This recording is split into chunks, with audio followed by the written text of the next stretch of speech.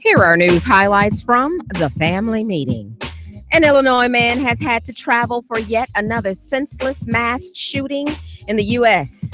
Greg Zanis of Aurora left Wednesday and drove nearly 2,000 miles to install 58 white crosses on the Las Vegas Strip to honor the victims of Sunday's mass shooting. The 66-year-old retired carpenter is known for installing the markers and has done so at other mass killings, including the Columbine and Sandy Hook school shootings and the Orlando nightclub massacre. Zanis says he's made more than 20,000 crosses after making his first 20 years ago when his father-in-law was killed. He plans to keep the tribute up for 40 days before giving the crosses to the families of the victims. Atlanta, Georgia could have its first non-black mayor in more than 40 years if City Councilwoman Mary Norwood, who is white, wins the election next month. Norwood is atop local polls for a number of reasons: progressive policy ideas, key endorsements, and overall popularity. Current Atlanta Mayor Kasim Reed cannot run for re-election because he will have served the maximum 2 terms in office. The last white mayor of Atlanta was elected in 1969. White nationalists once again descended on Charlottesville, Virginia for a torch rally Saturday night, less than 2 months after the college town descended into chaos when violent clashes broke out between the group and the people protesting them. The so-called alt-right white nationalist Richard Spencer and as many as 50 others held a brief rally with tiki torches in Emancipation Park that lasted between 5 and 10 minutes, after which they boarded the bus and left the city. Yeah.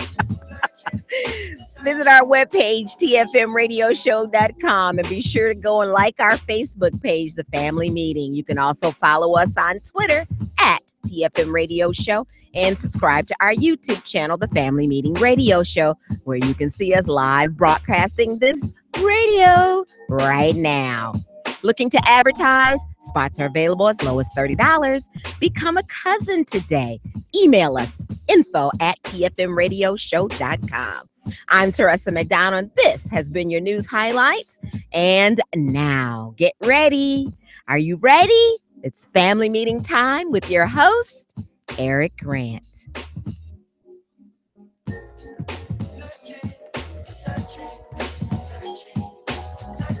You're listening to Chicago's only independent progressive talk station, 820 AM WCPT Willow Springs and 92.5 WCPT FM DeKalb, Chicago's progressive talk.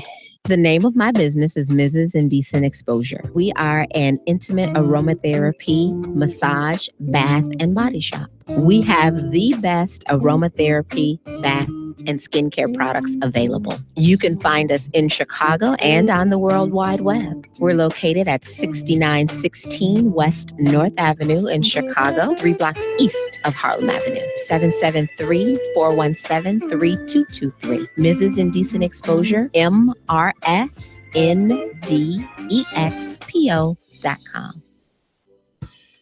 It's time to start feeling better about your health care. A WellCare Medicare Advantage plan may reduce your health care costs. You may be eligible for benefits you don't even know about. If you're new to Medicare, have both Medicare and Medicaid, or have limited income, now may be the right time for a WellCare healthcare plan. Don't wait any longer. Get the coverage you deserve and call 1-877-MY-WellCare to start having more benefits and more money in your pocket. With WellCare, you'll feel better about more than just your health care. Let us help you understand your options. Call now to set up an appointment with your neighborhood agent or to find out about a WellCare event in your area. Call 1-877-MY-WellCare today or log on to wellcarenow.com and you'll feel better in no time. Some plans are available to those who have medical assistance from both the state and Medicare. Please contact WellCare for details.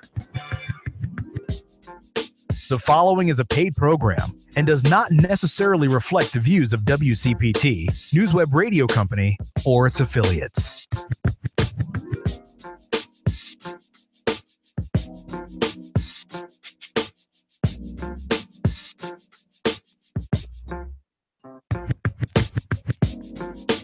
This is David Martzall with the Center for Economic Progress, economicprogress.org. I listen to the family meeting.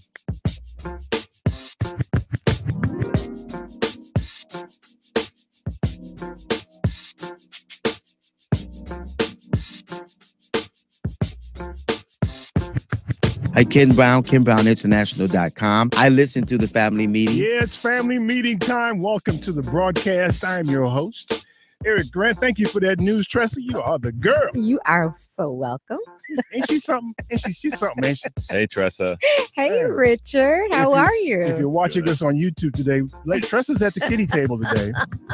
She said in the break area it wasn't the kitty table. No, actually, you guys are at the kitty table because it's not a table if Tressa's not there. well, you stinky then. Okay. Yeah, so I had to be isolated today. Yeah. She got this itchy, scratchy thing. Yeah. Getting ready for homecoming. Ooh, not the itchy scratch. Yeah, she got it, man. You don't want to know that. I'm your host, Eric Grant. In the space shuttle cockpit is my favorite Puerto Rican. Everybody's girl. Your girl, my girl, and everybody's girl. Lady B. Hey. Come on in and say hi to us today, Lady B, will you? Because you kind of whipped up again today. I see you in there. She whipped. When I walked in, I said, "Are you feeling better?" She said, "Yeah, I'm getting better." Yeah. Family and that's right. Good. That's good. Visit our webpage, tfmradioshow.com. And by the way, you can find everything there now. You can find our Facebook. You can find our YouTube, our Twitter. All that stuff is on our Facebook page now, including a new picture of the Black Asian dude, Richard Chu. Uh-huh. You got a picture of you. Did you see a picture of you? Yeah, no, it's nice. He's up there now. Nice picture. He's official. Official. Hey, Tressa, we have some new followers out on the West Coast. We do? Yeah. You've been out there hustling a little bit. I was. You'll find our archived broadcasts and our music playlist on our webpage, too. That's tfmradioshow.com. By the way, the show broadcast is embedded live into the webpage today. So you can go right there and watch. Yep. You don't even have to go to YouTube. Nope. Ain't that fancy of me? Your stuff I did broken. that all by myself. If it's raggedy, then you can just go to Facebook. If it's raggedy, that means Rich did it. I didn't do it. Stop that. Yeah, the family meeting is sponsored by the Polaris Insurance Agency. Buy some life insurance, will you? Go to Polaris, the number 4 insurance.com. Polaris, the number 4. That's easy, right? That's a nice appeal. I'll just laugh. Get your ass out there and buy some life insurance. Well, you should. Richard, talking about if it's raggedy. Well, right. He's just getting back from a trip. He ain't right. He ain't right at all. Oh, yes, I am. That's right. Too funny. So the lines fill up quickly. You know how that works. The number is 773-763-9278. 773-763-9278. Can I say this, y'all? Paula. Hi. That's Paula Masalati. So you know her from last week. She won the contest. Yep. The contest we had. She got 2 tickets to see Stephanie Miller, and she's popping drugs to try to calm her nerves. I skipped the Jack Daniels. She didn't bring any with her, of course. That's right. See, she left us out, Paula. What's up with that? She brought food, though, so that makes up for it. Okay. She did. Especially that pound cake. I've been eyeballing it. I haven't gotten to it. Well, I might get up middle of the broadcast. Too late. Too late for what? It's gone. He's lying. He's lying. Dun, dun, dun, Tressa, dun. isn't it gone? It's gone, dog. It's not gone. It's not gone. Okay. Yeah, It's not gone. If it's gone, I'm going to choke it out. Choke one of y'all. I'm telling you. Lady B has got it hidden in her. She does not. Yes, she Lady does. B don't know. No. Yes, she does. I coughed on my piece, so you can't have mine. And I put mustard on mine, so you don't want any of mine. I really do think both of y'all are on crack. No, we're I know crackheads when I see them. We're taking what Paula took before she came in to kind of ease us up a little bit and have a little fun. Because we knew you wanted that cake. Yes, we did. Our other guest is my big brother. I used to say from the East Coast, but no longer. He's Brooklyn born, but he's Michigan living. That's right. He's like a farmer now or something. We're in Michigan. He's like, I'm in Ann Arbor. It's like Green Acres. Love it. Green I'm Acres living is in Canton. I'm working in Ann Arbor, living in Canton. So why didn't you bring anything from the bagel Because the boy place? ain't got no home training. You know that. Yeah, it's that you're right. Wait a minute. I bought the son. The sun was It's a already here. beautiful day. I brought the sun. It's a beautiful Who do you day. think we are? He can bring the sun. Are you crazy enough to- Well, the marathon runners are ticked off at you because it's too dang on hot to run today. And Yeah, I'm they, they didn't like Oh. that. No, They no, didn't like no, no. that. He didn't bring the sun. Okay. Okay. Don't do that. Don't give him credit for No, no credit. He didn't bring the sun. No. Lying ass up in here. No. Bring no sun. I ain't that crazy, man. That's your That's boy. too much weed to do to you. Yeah, I know. Yeah. And being in Ann Arbor. Yeah, It that is a college town. I'm saying you're It's gonna move college. from outside of Philly, New York-ish, to Ann Arbor. Ann Arbor. That's that's like slow down, man. You know, Ann Arbor's pretty progressive. It's It is. Good try, but no. No. Well, you know what? Detroit now is only 30 minutes away from where I'm at, Canton. and Well, Maine. hell's not far away from everybody. So yeah, I get that. Come on, dude. Detroit's coming back. It You, actually you can keep on going like that, but you know what I'm saying. I hear it is making its way It back. is. It is. I would agree. Come on, man. Look, why do But- I do this with these people? But that Like, you does, don't know what I'm talking about. No, Detroit's a wonderful town. it was No, Detroit is a hellhole. What are you talking about? but in I all, was there. in all fairness, Every other house is Detroit- jacked up. What are you talking about? Eric, Temporary. you know how- It's you know- It ain't temporary. temporary. It's been that way for 30 years. But see, Eric, you know the phrase how sometimes people say that situation is in the ditch. Detroit was the ditch, and so it's now less the ditch. It's No, coming no, back. no, no. Paul, No, you been no, to it- Detroit before, Paula? Pardon me? Have you been to Detroit before? No, but I had heard that there was a bit of reconstruction or resurgence of, No, no. Yes, Paula, you're right. It There is a is. resurgence. No, it's not. There's a You're resurgence. lying. You're lying. Listen, I've been to There's a Detroit. resurgence. I was just going to ask what he's seen. So late. He doesn't know Downtown anything. is wonderful. They're building up and then they're Yes, spreading out. yes, and- they have the Absolutely. What's wrong with you guys? They have because the they- casino But- down but there. let's It's talk- it's really coming back. It's But nice. let's talk about, if we're gonna make this an economic discussion, the reason is because everything was so damn cheap in Yeah. Detroit. Well, so yeah, it was that's true. easy for folks to roll in and That's true. scoop up a lot of property, residential and commercial, And industrial. What did they sell? What did they sell the old Lions Dome for? What was like $300,000? $300. Yeah, they mean so it was easy for Detroit to make a comeback given the ditch that it was. I mean, unfortunately, not Wait a minute. Not Wait a the- minute. not Are you, the- are you trying to tell me that Detroit's back? I think Detroit's coming back. It's It's coming coming. back. It is It's coming coming. back. It is. Okay, so when was the last time you were in Detroit? But less than 2 years ago. Okay. Well, I have to tell you, You can go down a block and you see a finely manicured lawn, and then you see a house. It's like, what the hell happened there? true. That's true. That's that true. you can With ride a down. hole in the roof, and you But can you see can ride straight down- through to the back. You could go in certain could do areas of that Chicago and not around the just on the block. south and west We're side. talking about Exactly. Detroit, though. We're talking I about know. Detroit. I know. We don't want to do that. We don't want to do that false equivalency. But wait, isn't it like your redevelopment? What you're saying is redevelopment there? Yeah, it Yeah, is. There's it a lot is. of reasons. It is not. Okay. Do not listen, Eric. Do going not on. listen, Yeah. Eric. Yeah. Paula, don't You're crazy. Don't listen to him. Paula, don't take the bait, baby. You're gonna be reeling in. He'll have the hook set in your Listen, mouth. He You'll called be us really- crazy. You're crazy. Say we crazy. Paula, pull your mic down so it's closer to your mouth, right? Or something like that. Okay. Yikes. You sound like you're in the bathroom. You're far away. Okay. I don't know what y'all talking about, man. I mean, it's better than Gary, but damn, Detroit is in bad shape, man. Parts of it, Getting yes. better. Parts of it, y'all, yes. Y'all got me all wound up. Man. That's Get some cake or You need some something, man. cake. That's exactly Okay, so right. look, man. Have some Xanax. I might See? I That's I right, might. Paula. And by the way, the Detroit Lions are playing well. Whatever. Now. Whatever. That's a temporary condition too. Boo. Y'all, something's wrong with you guys. No, you man. can't say anything. You Bears fans here. Not Come one, on. not now. Hey. one. I'm not Okay, one. I, good. The Bears are just better than the high school team now. unfortunately, he is right Yeah, as rain. Whatever. There are some high school teams in America that could they give them a run. well, they might win. So we had this thing in Vegas. You've seen it. It's all over the news. It's a tragedy. Dude shot the better part of 500 or 600 people. Mm-hmm. And he, from that distance, you didn't have to be a good shot. So he probably let off 1,000 or so rounds. Or more. More. That's Mhm. crazy. Yeah. He's a terrorist. He is Yeah. not a shooter. He is not the armed gunman. He is none of the above. He is one thing. He's a crazy ass terrorist. Domestic terrorist. That's it. Yeah. So what happens after these kinds of things? You kill children, you kill people in nightclubs, you kill people in concert venues.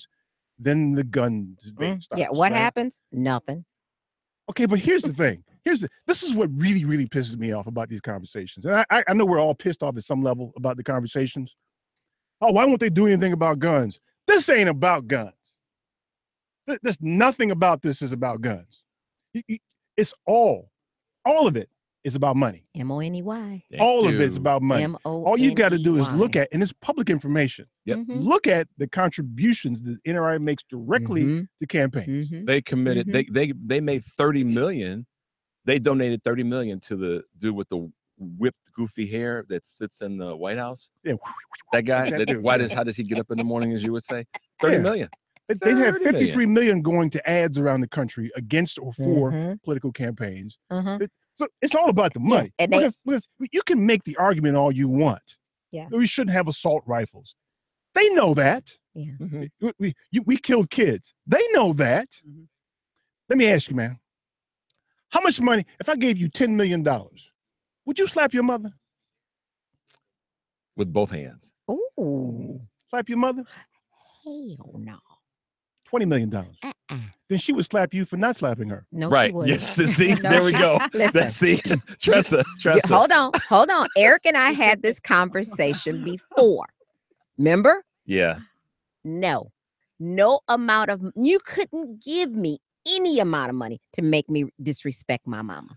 Now, if my mother wants to slap me for not taking the money, I'll accept that. But you couldn't give me no amount of money to make me disrespect my mama. Nothing. I just finished talking to my mother. And I would slap the hell out of her. I'm with you on that, Tress. I would slap her like a grown man. I went with it for the obvious reason. Because money comes and goes. Right. My mother. She's gonna always be my mama. But this women. This ain't about your mother. This is about the money. Everybody has a price. Absolutely. Yeah, yes. That's the story. This is a tragedy soaked in, marinated in blood money. Period. Point blank. You're absolutely right about that. Blood money. Okay, we'll use that term too. But everybody has a price, right? Everybody has a price that you do something. And so what we're watching is, okay, it's okay to mow down our school full of children. It's okay to shoot down concert goers. It's okay to do that because I can't upset my money. We do it every day for those who have jobs. Sure we do. Paula, how often you get pissed off at your boss and want to tell him or her off? Actually, not much. I'm very lucky. But Okay. I know what you mean. You Right. know, yeah. But we don't go off on our boss. Right. Not because we want the job, because we want the money that the job gives us. Right. It's about the money. And a lot of people don't go deep enough to ask themselves that question. Why did I not do whatever the do is? I want that money. Or why did I do or why did I not do, and fill in the blanks. And it comes down to, because you can because the conversation will be, well, you know, I've got to take care of my family and I've got to do this. And okay, so what does taking care of your family actually mean? What's the mean? All that's logical though. No, I'm saying that, but that's what people do. They put it into a logical conversation. But at the end of the day, take money off the table, or if I didn't have to lose my money, I smack the hell out of my boss. That's where some people are. But because of the money, the rationalization is, got to take care of my family, got the mortgage, got the car payment, college pay, you know. So what gets me is you have these people who call themselves journalists actually engaging the conversation. Well, I was watching Fareed Zakaria this morning, and he was talking about, so the first place they go is mental health, right? Okay, so you go to, I think he used Great Britain as the example. Okay, so we have 40 times as many shootings in the U.S. Does that mean we have 40 times as many crazy people? No. So that kills that argument. You don't have to go there. Exactly. Right? Yep. Percentage or raw numbers, we don't. So then the other side presents this idea, well, we don't let people drive cars unless they go through a rigorous process of testing and so on and so forth. Okay, that's not what it's about, though. That's really not what it's about. And these journalists get chased, quote unquote journalists, get chased down this discussion path. That's ridiculous. I want them to ask, okay, before we do anything else, tell everybody how much money you got from the gun lobby. And ask them that first. Not just from the gun lobby. See, that's the other kind of kabuki theater conversation. It's not just the gun lobby. It's the manufacturers of the guns. Yeah. And it's the manufacturers of the ammunition and all of the other supporting pieces that are tied into, this is okay. So it's the gun lobby is that's the easy target, no pun intended. Yeah, we're having the wrong conversation here. We are or they are? We are. We're talking about the money when we should be talking about the idiots that keep buying these guns. That's who we should need to be talking about. It's a parallel. It's two tracks running, Tressa. You're right. It's two tracks running. One of them is the money. The other one is the mindset of the people. Yeah, but to your point though, that's not a thing because we know that 3% of the country has half of the guns. True. So it ain't a lot of people. Actually, buying it's more. guns. It's almost like I heard it was 73%. I heard it was like about 70-something% too. Yeah. Okay. Well, if it's more than, even there's more than half. There's 330 million Americans, but there's 350 million guns in this country. Owned by something like 3 to 5% of the population. Right. Insane. So it's not a lot of people that are doing this. So it's an asinine argument, is what I'm saying. What are we really talking? We're talking about the money. This has to go to the root of. This has to go to the root of money in politics. That's what we have to address. Right. The numbers, and I see the lines filling up already. They're calling because you're here, Paul. Oh yeah, right. Paula's there. It's Paula Day. It's Paula Day. We got a call. I'm just trying to hide behind the microphone. And you can't hide behind the mic because the camera's on. That's right. The number is 773-763-9278. Stay tuned for more of the family meeting. The ghetto, show love. The ghetto, the ghetto,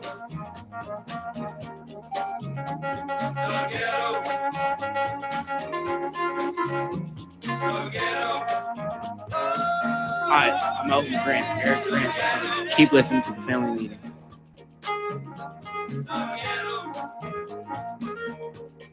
Polaris is introducing a new way for you to get empowering financial advice, save, and plan. If you are like a lot of people, you'd like to work with a financial planner, but don't know if you earn or have enough to invest. Save and Plan will allow us to work with nearly anyone from young professionals to retirees looking to travel the world. Save and Plan is simple. Just sign up to save on a systematic monthly basis directly from your account and gain access to a planner and our planning services. Once you sign up, Polaris gives you a customized financial plan, a real person to speak with, and information to help you make good financial decisions. Your dedicated planner is just an email or phone call away. Save and Plan offers empowering advice for everyone. Visit us at polarisadvice.com. Call us today at 312-951-2606 or email us at polarisadvice.com. That's 312-951-2606 or email us at polarisadvice.com. Save and Plan, empowering advice for everyone. Securities, insurance, and advisory services offered through FSC Securities Corporation. Member FINRA SIPC. Insurance services offered through Polaris Insurance Agency, Inc., which is not affiliated with FSC Securities Corporation. Do you have a pain that won't cease? A health issue that's not getting better? It may be time you visited Health on Earth Wellness Centers. With over 20 years experience, 4 Chicagoland locations, and patients that range from 2 months old to 93, Health on Earth Wellness Centers are fully prepared to meet all your chiropractic needs. We have state-of-the-art facilities in Crestwood, Tinley Park, the South Loop, in Naperville. Don't let being healthy be your last resort. Make it your first choice. Make an appointment today at healthonearth.org. That's healthonearth.org. Policies issued by American General Life Insurance Company, Houston, Texas. Not available in all states. All benefits are subject to policy definitions, limitations, and exclusions. For details, visit qualityoflifeinsurance.com. Traditionally, it's taken many kinds of insurance to give you security. Quality of Life Insurance is changing all that. It can provide life insurance, protect against disability, and provide benefits if you suffer a serious illness or injury and survive. To find out more, contact the Polaris Insurance Agency. Visit polarisadvice.com or call 312-951-2606 to learn about how we can help you make a plan for your future. That's 312-951-2606. You blind, baby. You're blind, baby. You're blind from the facts. In comes what comes, another humdrum, diddy dumb drum. Some young bum got stumped. 1, 2, 3, 4, 5, 6. Hard as our heavy hits. Woman with magic tricks and pretty chicks. In control of my whole stroke. I got the soul, my brother got bold, but he dug a hole. Instead of a victory, he got evicted. Me, I'm not pressed, I'm on a peaceful journey. Lock like a padlock, gotta make your head bob. Not Fred Flintstone, boy, to make your bed rock to a rhythm. Hell is what I give them. I'm really sick and tired of the ism, schism. Check microphone, check microphone.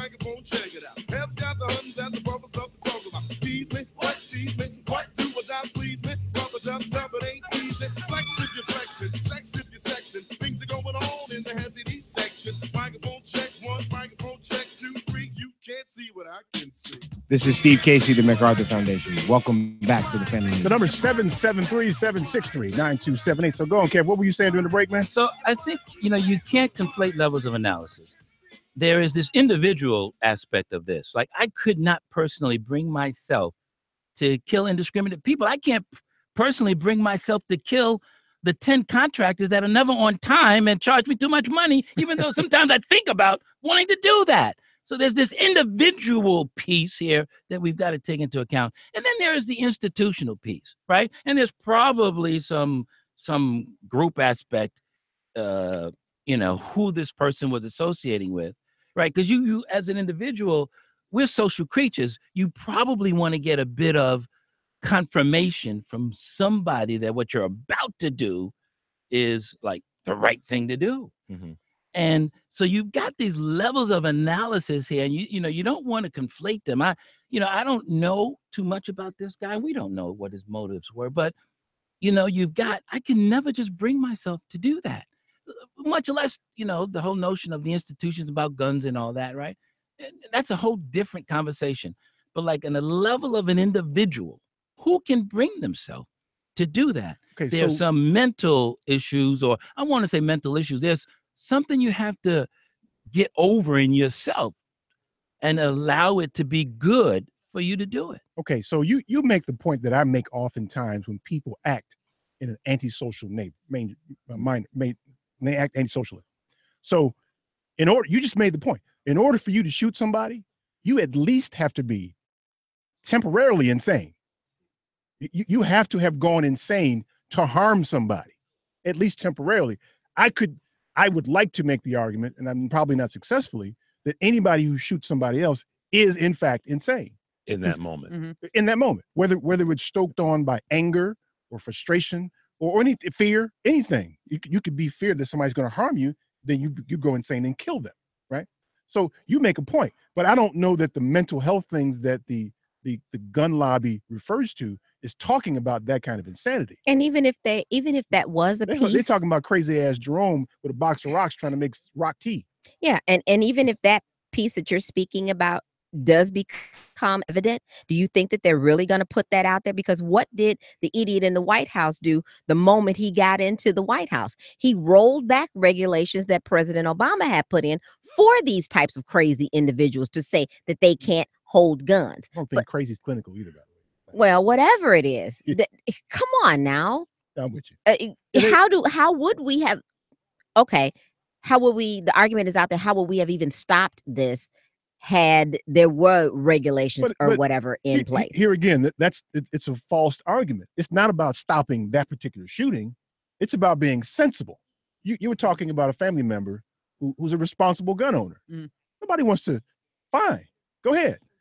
The notion, though, that you are going to somehow or another bear arms and fight the police or the military, that's a silly notion. Yeah, I just think they don't go far enough. I mean, think about this. Who's they? The government. Think about this. What if the government regulated bullets or ammunition the way they regulate Sudafed? But see, all that makes sense, though. Yeah, see it's not about that. So that goes back to what Eric said at the top, which is this conversation has a lot of pieces to it and points, but it goes back to what you said about, so what's the reason, if it makes sense that they're not doing something about it, it's the money that they're getting. We can sit here all day and make sense. Yeah. And they're not going to move. And not only make sense on, okay, it makes sense, but now here are the steps. Like we always say, okay, we've bitched about it for a long enough period of time. Now what are we going to do? So I could tell you 5 things we could do right now to affect this problem from a forget about people who might be mentally unstable standpoint and just the pure product. But that makes sense. And it's gonna stress somebody's pocketbook if we make those, if the government forces Second Amendment bearers to deal with that. Right. They don't want to. In watching Fareed this morning, he was chronicling a guy who had bought a gun, was buying guns in Japan. Mm-hmm. Man, they took that dude through it. Mm-hmm. all kind of questions. Do you feel all right? You know, you feel like killing somebody? If you're eating okay, you gotta take a physical. You know, you gotta be Because tested. he's getting it from out of the country. Right, because we know if you have a gun, something bad could happen. Yeah. We want to make sure, just like with a car, that you're all right. Yeah. Well, it makes sense, right? So if you say that it makes sense, why do reasonable human beings with advanced degrees and wealth in the Senate or Congress, why can't they act on things that are reasonable? Because they had because of what you open. Because of the money. I mean, Eric, I agree with the idea of not conflating certain thought processes and then oversimplifying it. However, and I know you get to grab these calls.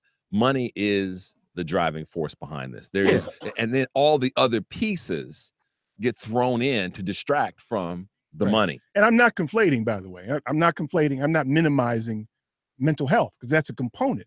But I'm saying you can't even have the discussion without talking about the money. You're absolutely right. Well, it depends on what level you want to have discussion. You're talking about our at a base level, our institutionally, or at a family level, or at guns from families. Just I'm talking about protect my family. I'm talking about legislatively. And so that's one level that you would have a conversation at, and that's great. But you got to keep it at that level. And money does drive things in that case. I agree with you from that point of view. Go ahead, Paul. But I don't know if this one individual, right? If there's this thing called there's the black market, right? So even if we did more regulations, I'm not the biggest fan of regulations, right? There's the black market, and if somebody wants to get a gun like that, I mean, drugs have been illegal forever, not forever, but for a long time. But we can all get our hands on it. It's just like guns. So I'm not so sure more regulations will matter. That's not an argument. That's a false. That's not an argument, though. That's an informal fallacy. And it's a false. Oh, no. Give me wait a minute now. Let me help understand this. So there is this thing called the black market, right? Kind of you'll get things under the table. And we can go over to the west side now and get whatever we want, right? Yeah. So let's assume we put in more regulations. But if somebody wants to get a hold of something and they have enough desire, and they know how to skirt the system, maybe they can do that. I get that. We can't do anything about and you that. can't You're right. make the comparison. You can make the comparison. We can make a comparison all day long. But to make the comparison about drugs and the end result of drugs and then the conversation about guns and the end result of that, as it ties back to regulation, because that's how you started your point. You started it on we can regulate, you're not keen on too much regulation. And it's appropriate where it's appropriate and not where it's not. But look, I get tired of the conversation globally, whoever's having it, that no one wants to sit down and say, there are these mass terrorist shootings in America are not being committed, whoever the person is, wherever their mental stability is, they're not being committed with a 38 special, Saturday night special handgun. They're not, even with Glocks, they're not being committed with Glocks. They're being committed with assault rifles. And I'm sick and tired of the country. Yeah. I sat on the tub in the hotel I was at and cried at the fact that we can't get our arms around the fact you're such a punk. I am that we can't get our arms around the fact, and I'm angry about it. Assault rifles. If you need an assault rifle to go out, and my family's from the South, and I went hunting with them with a 22 caliber rifle with a scope on it, and it had a six clip. But if you can't kill a deer with anything less than that, you are Mr. Magoo. Then you don't. You don't need to be out. You don't need to be out there. I agree with you. Good regulation is good regulation. We can regulate. We can take them off the market if we have the desire. But there's no need for assault rifles. Well, I'm in agreement with that. Here's the other thing. The other thing. Oh, I'm sorry. Sorry. No, they've been arguing this. They've been arguing this about not so much regulating, but that they've been the NRA has been stopping not only regulations but any laws to enforce. They've been stopping all the enforcement of the laws. I mean, you can bet that bump stock thing that the ATF couldn't do anything about was they said that it was a gun part. So you can't sue the gun manufacturers. Yeah. That's a money issue. Eric's right. Thank you. So let's start there.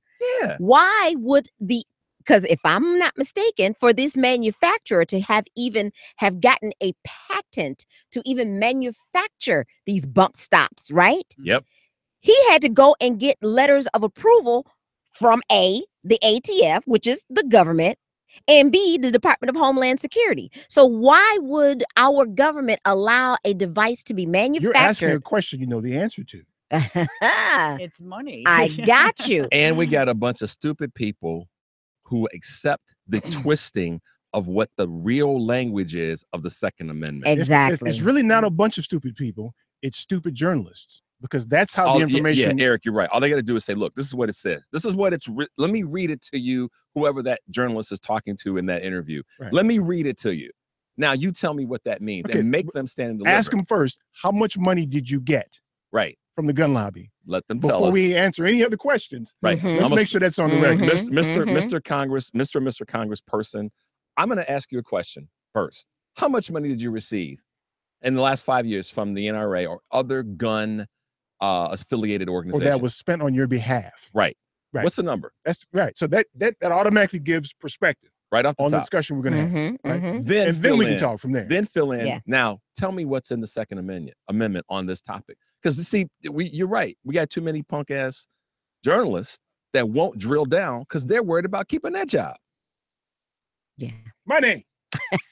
I'm sorry, but that I literally sat on the edge of this tub and I had tears because I thought we got some people in this country that He got misty. I got Yes, he misty did. that run Yes, he around did. purporting that Dude got misty. that they're the wonderful, brilliant, smart, they got it all figured out people.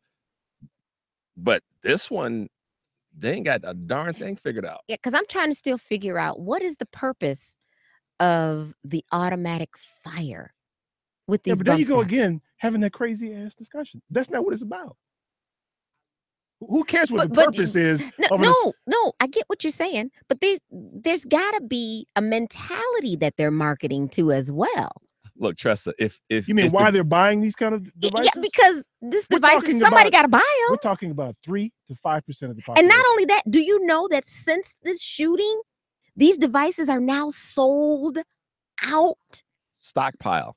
It happens Tressa, a lot. This is not the only time it happens. It's not, but the We got rational- some when sick Obama got people. elected, We got yeah, some but sick you know, but people. money also does good, right, in the world. Like healthcare, it's all about the money. Okay, but we get healthcare. Nobody's denying that. Okay, so I'm not so sure. Okay, money. So fine, I get that. Okay, so what? But we're talking No, about Nothing's gonna When- change. When you read a book when you're in elementary school, Nothing's you're- gonna change. You're So- always taught to read about the author, so you contextually know where they're coming where they're coming from with what their writing is. So I think that it's important to know the money so you know the context, not necessarily as a global solution, but you have context then. You know why they're acting that way. Understood. You know that you can't necessarily make a logical argument with somebody who's acting for reasons other than. There's self-interest. Self-interest. Right. Self-interest drives a lot. But it drives a lot of many things. And that's But we're not talking about many things today. We're talking well, about great. guns today. Okay, money, great. Maybe you need a nap. No, I want another subject because we can't do anything about it. And I also look at this. Tressa was going down this road, I think. So push me over if I'm wrong. If these knuckleheads who feel that they need to have all their protection from the government, according to what the Second Amendment, how they twist the reading of the Second Amendment, Mm-hmm. if they felt that they need to be protected from this big bad government that's going to come and get them, this is what's so this is what's so crazy to me. Mhm. These fools don't realize that if the government decided that Thank we're going you. to take out the Thank you. 3% with guns, it Thank would you. be over in It about would be 48 over, hours. and wouldn't even take that And it long. wouldn't take that long because they wouldn't have to even put any troops on the ground. They know where they are. We know where you are. Done. I heard somebody else mention the same group of people are the ones that are support the troops and you know I mean Yeah, it's yeah. like you're no It's a little wonder par- you're little supporting the paradoxical. troops and the police department, etc. And the same group are worried about them. So Turn- but they you're right, Paul. They say support the troops and back our troops. And if you're not a patriot, if you don't, same fools put our law officers, our law enforcement officers, and EMT and first responders in harm's In way. harm's way. when these fools decide Because to they're light up a stadium. outgunned. They're outgunned. Everything. And they know that. Piercing Paula, that bullets, was a you gotta great have point. It goes through, and it That was goes a great through. point. Though it goes through those vests. The vests that are in cities that police officers wear, they're not designed for combat ammunition. Right. Yeah, and did you hear the other part of this?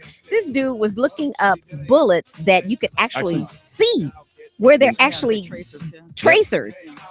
You heard that too? Yeah. So here's the funny thing now. What Paula says is really fascinating because are they really caring that the government would come? These same people that support them. I think they have somebody else in mind who might come. Sure and they do. want to be prepared. Sure they Like do. who? Yeah, like who? Let's go to break. Uh-oh. He Like didn't English. me. yeah. Waiting for the Brits to come. It's those darn redcoats. Everybody's afraid. So they're crazy then, right? They got some boogeyman. They're after me. Exactly. We had this discussion about fear last week There's your too. mental illness. There it is. The number 7. I'm getting to the phones next, y'all. I promise. I see all of you guys. See Dave, Rolon, Steve, Matt, blah, blah, blah. I see all you we'll be guys, quiet. man. Yeah, stay tuned for more at the family meeting. Yo, check it. Exit the old style, enters the new. But nothing's new by being hawked by a few. Or should I say a flock? Because around every block there's Harry, Dick, and Tom with a demo in his ball. Now I'm with helping those who want to help themselves and flaunt a nut that's doggy as a dog. But it's not the move to hear the tales of limousines and pails of money they'll make like a pro. I be like, yo, black disclaimer to take. This is Richard Chu, owner of First Capital Insurance Group, and my message is do what is doable. We each have a different measure of financial success. My mission is to help you define your financial goals in light of a realistic budget and time horizon. I want you to have a great year and a great life, but we have to keep it real. Is your retirement plan giving you the protection, interest rate, and cash you'll need in retirement? If you've had issues with your 401k, IRA, or other financial programs, give us a call. We have proven solutions and we can help. My direct number is 312-243-3907. Let's talk soon, or visit my website, firstcig.com. That's the number 1, stcig.com. The name of my business is Dream Creations Gift Boutique. We create beautiful balloon arrangements, balloon decor for celebrations, gift baskets, and basically anything that's giftable. We are located at 8613 South Cottage Grove in Chicago's Chatham neighborhood. Our website is www.dreamcreationsgiftsandballoons.com. Our phone number is 773-72-DREAM or 773-723-7326. People should go to our store because I am the balloon queen. Everybody deserves the best, and we provide it at Dream Creations Gift Boutique. My name is Shondell Brown, and I am the balloon queen. Are you looking for the best residential and commercial laundry service in the Chicagoland area? Then you want PleaseDoMyLaundry.com. That's PleaseDoMyLaundry.com.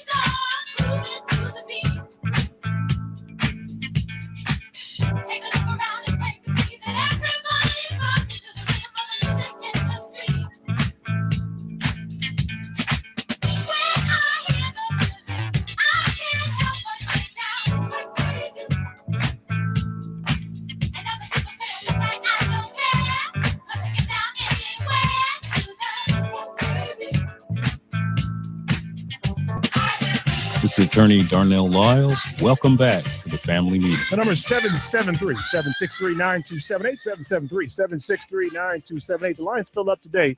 So one of y'all, probably Paula, said something crazy today. What did I say? Something, the phone started ringing, and y'all, that's why we can't take y'all nowhere, man. You said some good stuff there. Yes, you did. Can't No, take you us probably said nowhere. It's something not crazy. original. I mean, it's, but, well, no, I've been saying that for years, but I think a lot of people are coming to that same conclusion, About the money, you mean? Oh, yeah, about the money, about the same group of people who are fighting, supporting an industry on the one hand and fighting against, assuming that supporting an industry on the one hand that is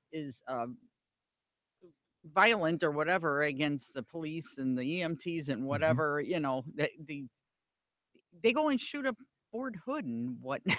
I mean, it Right. makes no sense. It's the same group of people, you Right. know. Yeah. Yeah, they're speaking at both sides of their mouths. Yeah, No yeah. doubt. Thank you. Thank you. What makes you do that? Money. No. I think Sure there's it does. Something else. Listen, Take some calls. like what? Money may be a part of it, but it could be. Mm. No, here's what it is. I'll tell you what it is. The powerful notion of being right.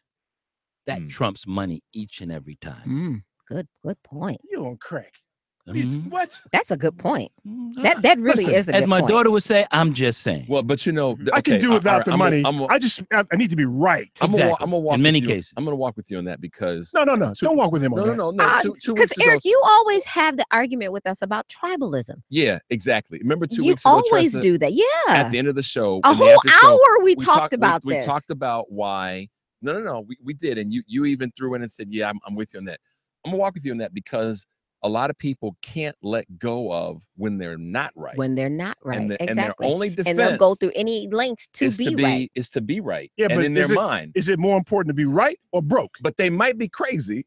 Well, here's the thing. But I mean, they justify it with I think I'll you be gotta- broke. absolutely. I'll be broke so I can be right. And Well, that's that's an- part of your There's a lot of values, people. right? Look at how people That's voted. part of your values. Look at how people voted. I mean, come on. Yeah. Okay, just let that marinate for a second. Look at how many people, and you said it, voted for the knucklehead in the White House Ooh. at their own dismay, and they are still broke, but they're right. Oh my gosh. Come on now. No. It's a different argument No, because no. because They they're not won. getting money. They're not foregoing money. Yeah, but to he, get to vote. But he yeah, promised. he but that, promised he promised that that's what they, that's what they would. No, we're talking about people that are currently getting money. We're not talking about people that hope. They Okay, get with the money. hope of them. All right, Okay, fair enough, okay, fair enough, fair fair enough. enough. You're right. Fair enough. But then you're conflating the levels again. I'm an individual. Listen to me. I'm an individual. I like bought Kevin. this assault rifle thing. One day I will use it. First Not off, I because don't- the government allowed me to buy it or didn't allow me to buy it. I will use it if I feel like it. First Why? off, Because your I ass bought shouldn't it. have no assault rifle. And because I don't can. know. You're right. You're And right. because, so it becomes a because I can. Exactly. Becomes a because I can.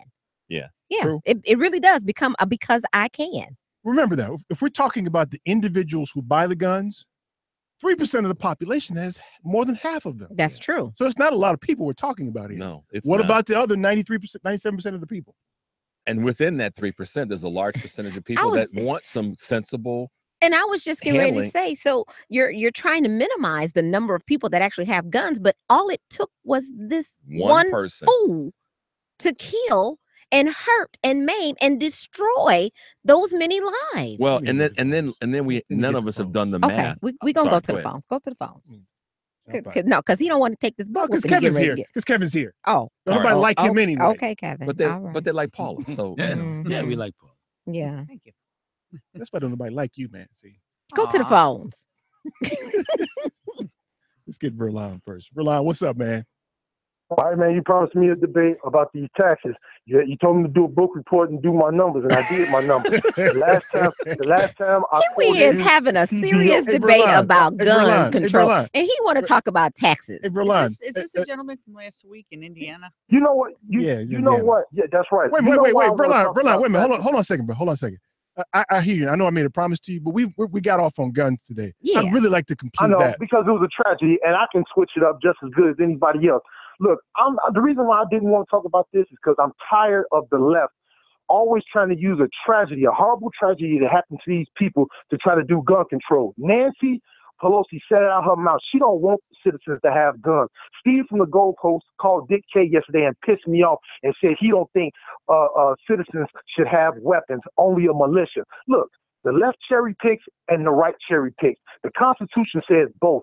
It says a well-regulated militia, and it says the rights for the people to keep and bear arms shall not be infringed. So you hear what you want to hear, and they hear what they want to hear. The bottom line, unless you repeal the Second Amendment, nothing's going to happen. Okay, so you all, this conversation is going to go nowhere. Well, yeah, we It's know just it's going to like go it always nowhere. does. We know it's going to go nowhere. But here's the thing, though. If you're going to hearken to a document written some 300 years ago, thereabouts, Thank you. with people who only understood weapons that could shoot one little musket One ball little musket at ball. a time, Thank you. and then use that to make a modern analogy about bearing arms. That's silly. Really. And also, Verlon, if you talk about it from purely the letters within the Constitution and in the Second Amendment, one of the words that people always just like to skip over, left, right, or in the middle, skip over or two words, well regulated. So if we're going to well regulate the militia, that should allow some room for that one of those regulatory pieces to be the type of weaponry that someone can own and bear. But it doesn't say that when it comes to the people. When it comes to people, it says the country should have a well-regulated militia. That's for to fight against occupying force. And we still talking about a document that was written over 200 years ago. No, it wasn't. And it was before we had a standing army. My God. Thank you. Go on, Paula. But here's the thing. None of us know on either side of the argument what those people meant. We don't know. So to try to interpret it, well, whatever they meant, apply it now without using common sense. Yeah, whatever they meant, it was for what was going on back then and then. No technology, no nothing. We don't know what they meant. Okay, well, let me jump in for a second.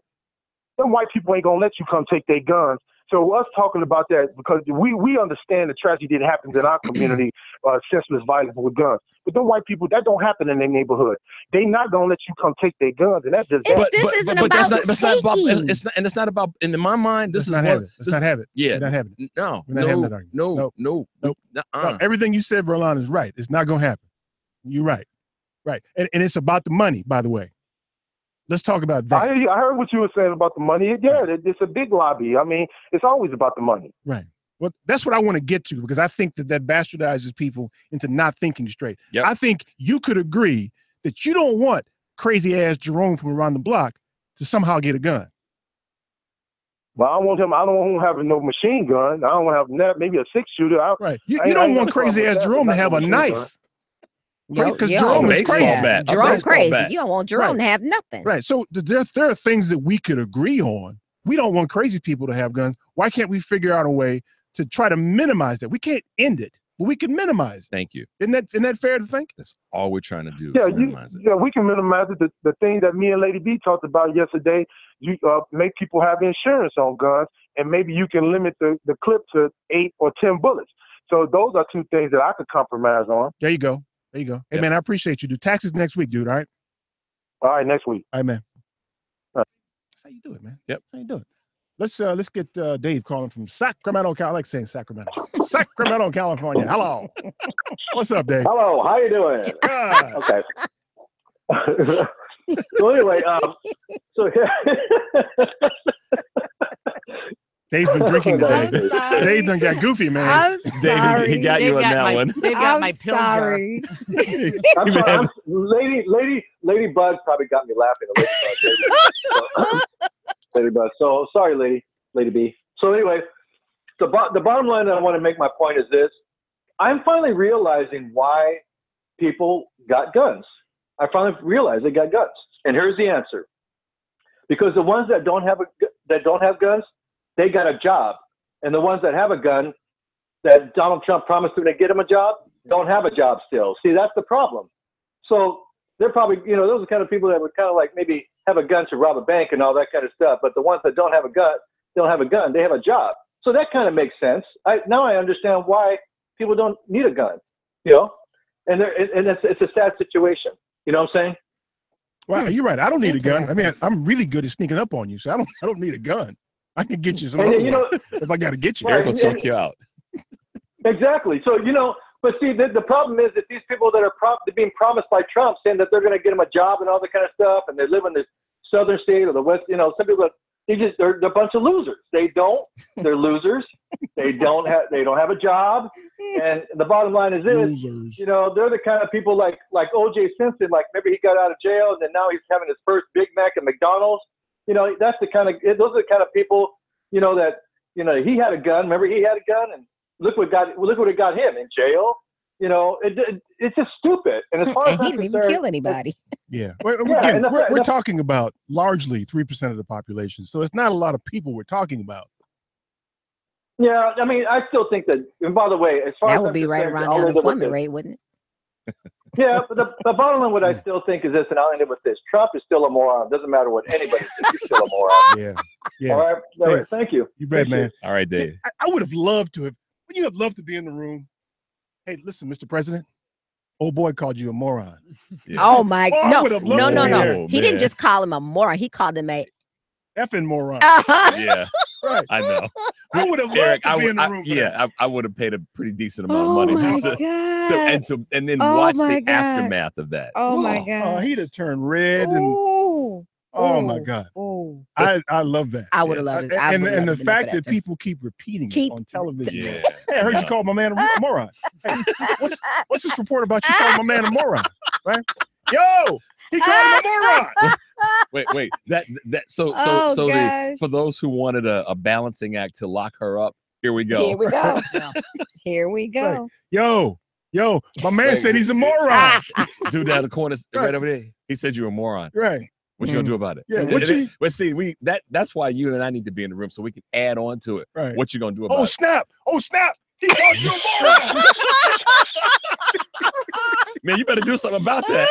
Oh man, look, I wouldn't take that. Oh, Yep. Somebody called me a moron. Like I they would- called you a moron. Right, but it wasn't me though. It was you. He called you a moron. I didn't call you a moron. He called you a moron, and I'm Oh, sure that You know, This is it's- Pam it's- Jackson, business. I'm sorry. It's like every time I think that man can't sink any lower, he always never lets me down. Like when they talked about his comments from him throwing the paper towels in Puerto Rico, he said, yeah, they had all these paper towels. They were really nice, really soft paper towels. And the people were like, hey, yeah, throw them to me. So it's always something more stupider that he can come up with. I'm like, for real? Did you see Senator Corker from Tennessee this week? said Oh, that man. the White House is basically an adult daycare center. Yep. Is it really? That's what he I didn't said. see that, he did. yeah. Yes, he did. I just saw We him got a complaining moron about- in an adult A daycare. moron. They complained on Twitter in the morning about him. About Corker. About Corker. Yeah, Yeah. I didn't catch that. Yeah. Dude, Adult he's daycare. losing his cool, man. I bet you right now, he got the runs. He can't control himself. No, come on. Like he had some bad Mexican food or something. It's bad now. His stomach is upset. He's got a headache. The mayor of Puerto Rico said, "Mr. President, come over and have a little bit of food with us." Drink the water. She Drink just the water. Set him up. Set him up. He And upset. Melania decided to move the back of Air Force One because he's so messed up. Oh my God. Y'all too Boy, see there? much. Too much. I'm gonna keep saying it too. Hey, Me too. yo, man. I heard you was a moron. I might set up a separate Twitter account, Moron Inc. The number is 773-763-92. Paul is here. Paula. Paul is here. Yes, she is. Say hi to somebody, Paul. Somebody important. I can say hello to my husband, but I know he's not listening because I didn't tell him I was here. I just snuck out the house. How about Oh that? my God. But you know what? Your brother called him. Your brother called him and told him. Yeah, he did. My brother listens. Stay tuned for more of the family meeting. But now it's too late for my husband. And all the work we had was good. I got to make this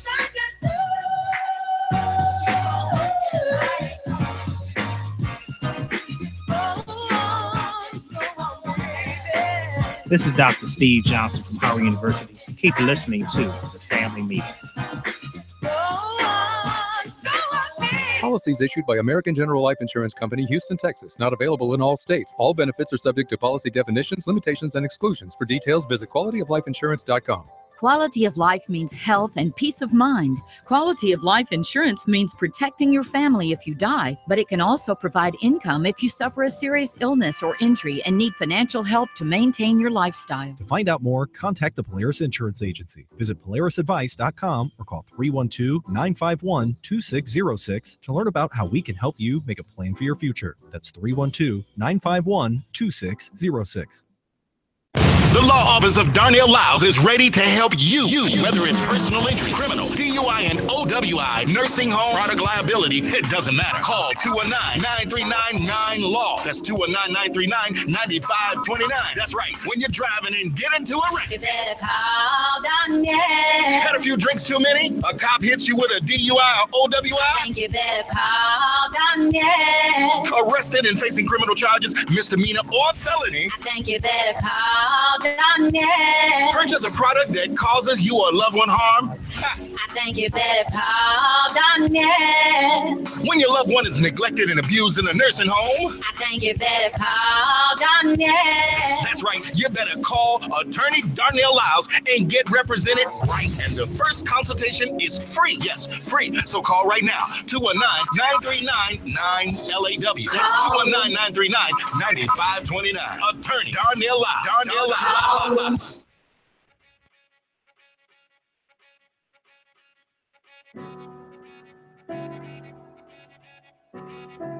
I'm Teresa McDonald, and here are the top stories we are following here at the family meeting. White House officials believe that Chief of Staff John Kelly's personal cell phone was compromised, potentially since as long as December, according to 3 U.S. government officials. The discovery raises concerns that hackers of foreign governments may have had access to data on Kelly's phone while he was Secretary of Homeland Security and after he joined the West Wing. Tech support staff discovered the suspected breach after Kelly turned his phone into White House tech support this summer, complaining that it wasn't working or updating software properly. Kelly told the staffers the phone hadn't been working properly for months. Several government officials said it's unclear when or where Kelly's phone was first compromised. It also is unclear what data might have been accessed, if any. Wow. Federal judge in Nevada postponed the trial of rancher Cliven Bundy for his role in an armed standoff with U.S. government agents after defense lawyers argued that the Las Vegas mass shooting could influence jurors, his attorney said on Friday. The case against Bundy stems from a 2014 revolt he is alleged to have led against federal authorities at his ranch in Bunkerville, Nevada, about 75 miles northeast of Las Vegas. U.S. District Judge Gloria Navarro in Las Vegas granted the delay for Bundy and several co-defendants, including his sons, who are accused of conspiracy, assault, and other charges. Prosecutors allege Bundy, 71, and his followers blocked agents with the National Park Service and the U.S. Bureau of Land Management from carrying out a court order. The trial was set to begin this coming week. And finally, the Cubs National League Division Playoff Series against the Washington Nationals is tied 1-1, and an American has finally won the Men's Chicago Marathon for the first time since 2002. Galen Rupp crossed the finish line at 2 hours, 9 minutes, and 20 seconds. The last American to win the men's race was Khalid Kanuchi back in 2002. Rupp's father grew up in Maywood, and he says he spent a lot of his childhood here in the Chicago area. More than 40,000 runners started the 40th annual Chicago Marathon, and more than 1 million spectators lined the route, including our very own Richard. Go Cubs! The game 3 is at Wrigley tomorrow at 3:08 p.m. Visit our website, tfmradioshow.com, and subscribe to our YouTube channel for archived audio and video of the broadcast, as well as our music playlist. Be sure to like us on Facebook and follow us on Twitter at TFM Radio Show. The news today is brought to you by WellCare. Get more out of your health care when you have Medicare or Medicaid. Healthcare events are scheduled in your area. Visit mywellcare.com or call 312-292-1591 for more info. I'm Teresa McDonald, and this has been your TFM Radio Show News. Eric, Richard, myself, and our guests will be right back with more of the family meeting. You're listening to Chicago's only independent progressive talk station, 820 AM WCPT Willow Springs and 92.5 WCPT FM DeKalb, Chicago's progressive talk. The name of my business is Mrs. Indecent Exposure. We are an intimate aromatherapy, massage, bath, and body shop. We have the best aromatherapy, bath, and skincare products available. You can find us in Chicago and on the World Wide Web. We're located at 6916 West North Avenue in Chicago, 3 blocks east of Harlem Avenue, 773-417-3223. Mrs. Indecent Exposure, MRSNDEXPO.com.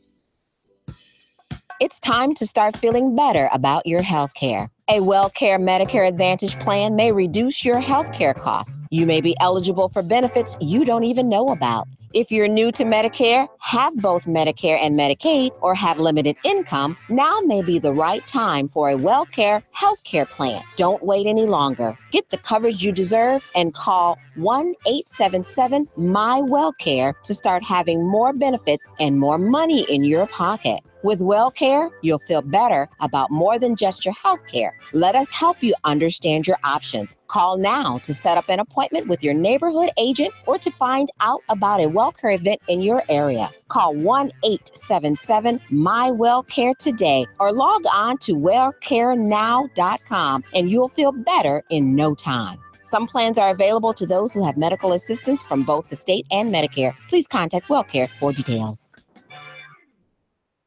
Polaris is introducing a new way for you to get empowering financial advice. Save and plan.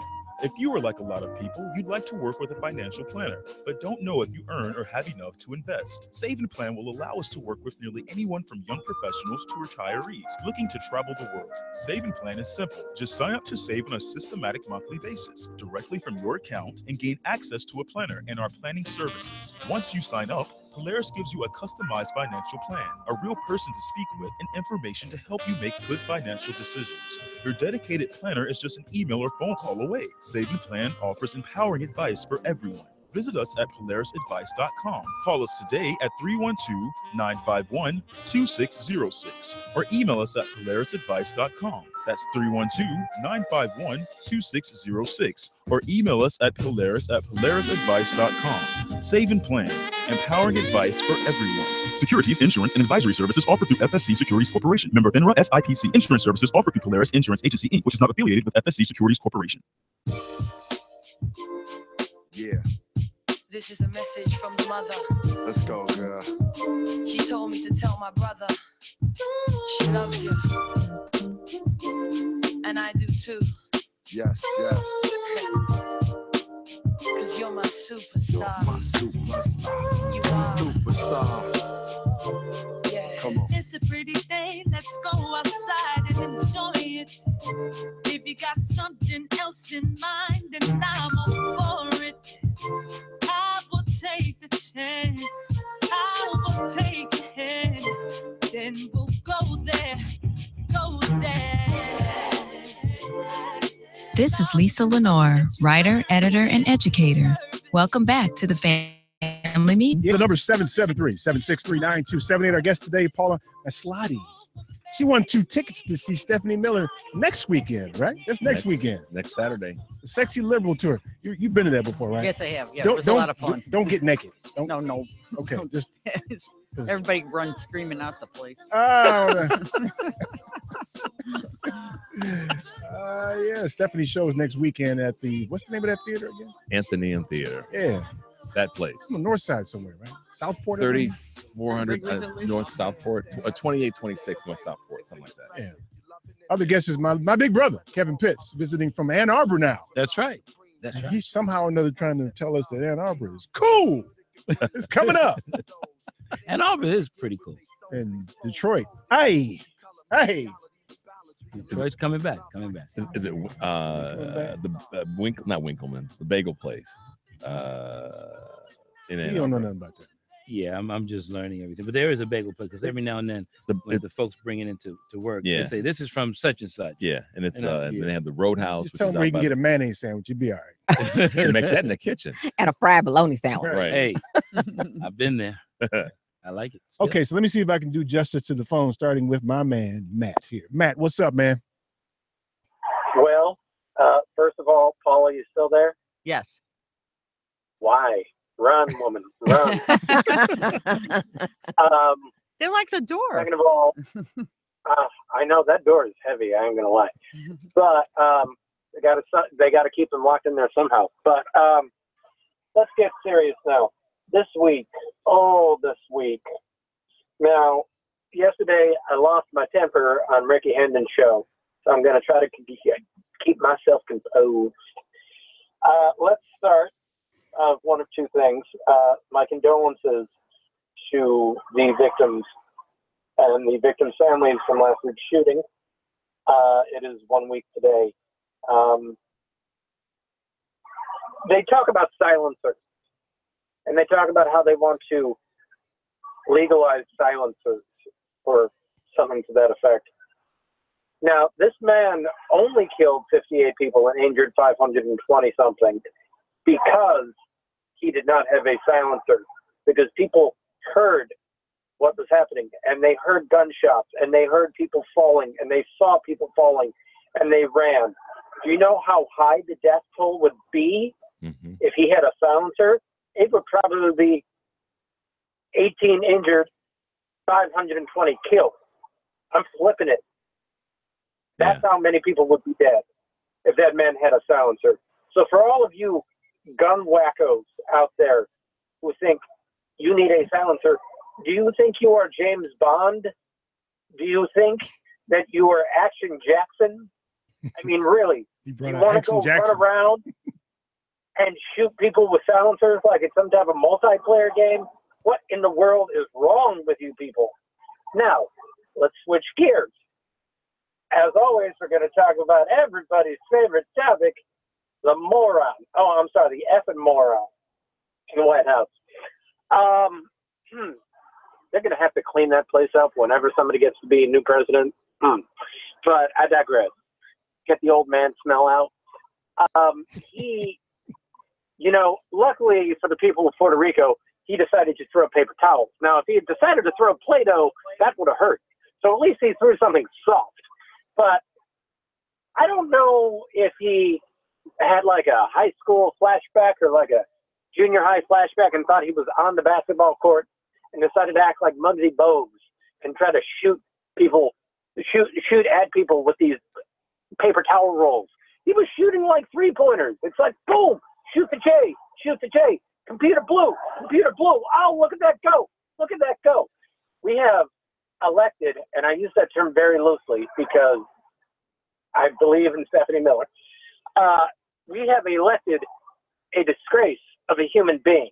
Do you know that not only has he not totally dedicated funding to the relief effort in Puerto Rico, which is insane because it's been 2 weeks, he used the shooting in Las Vegas to raise money for, wait for it, 2 words, his campaign. Yep, sure did. Yeah, now, that's sickening, man. People may not understand what lacking a soul means.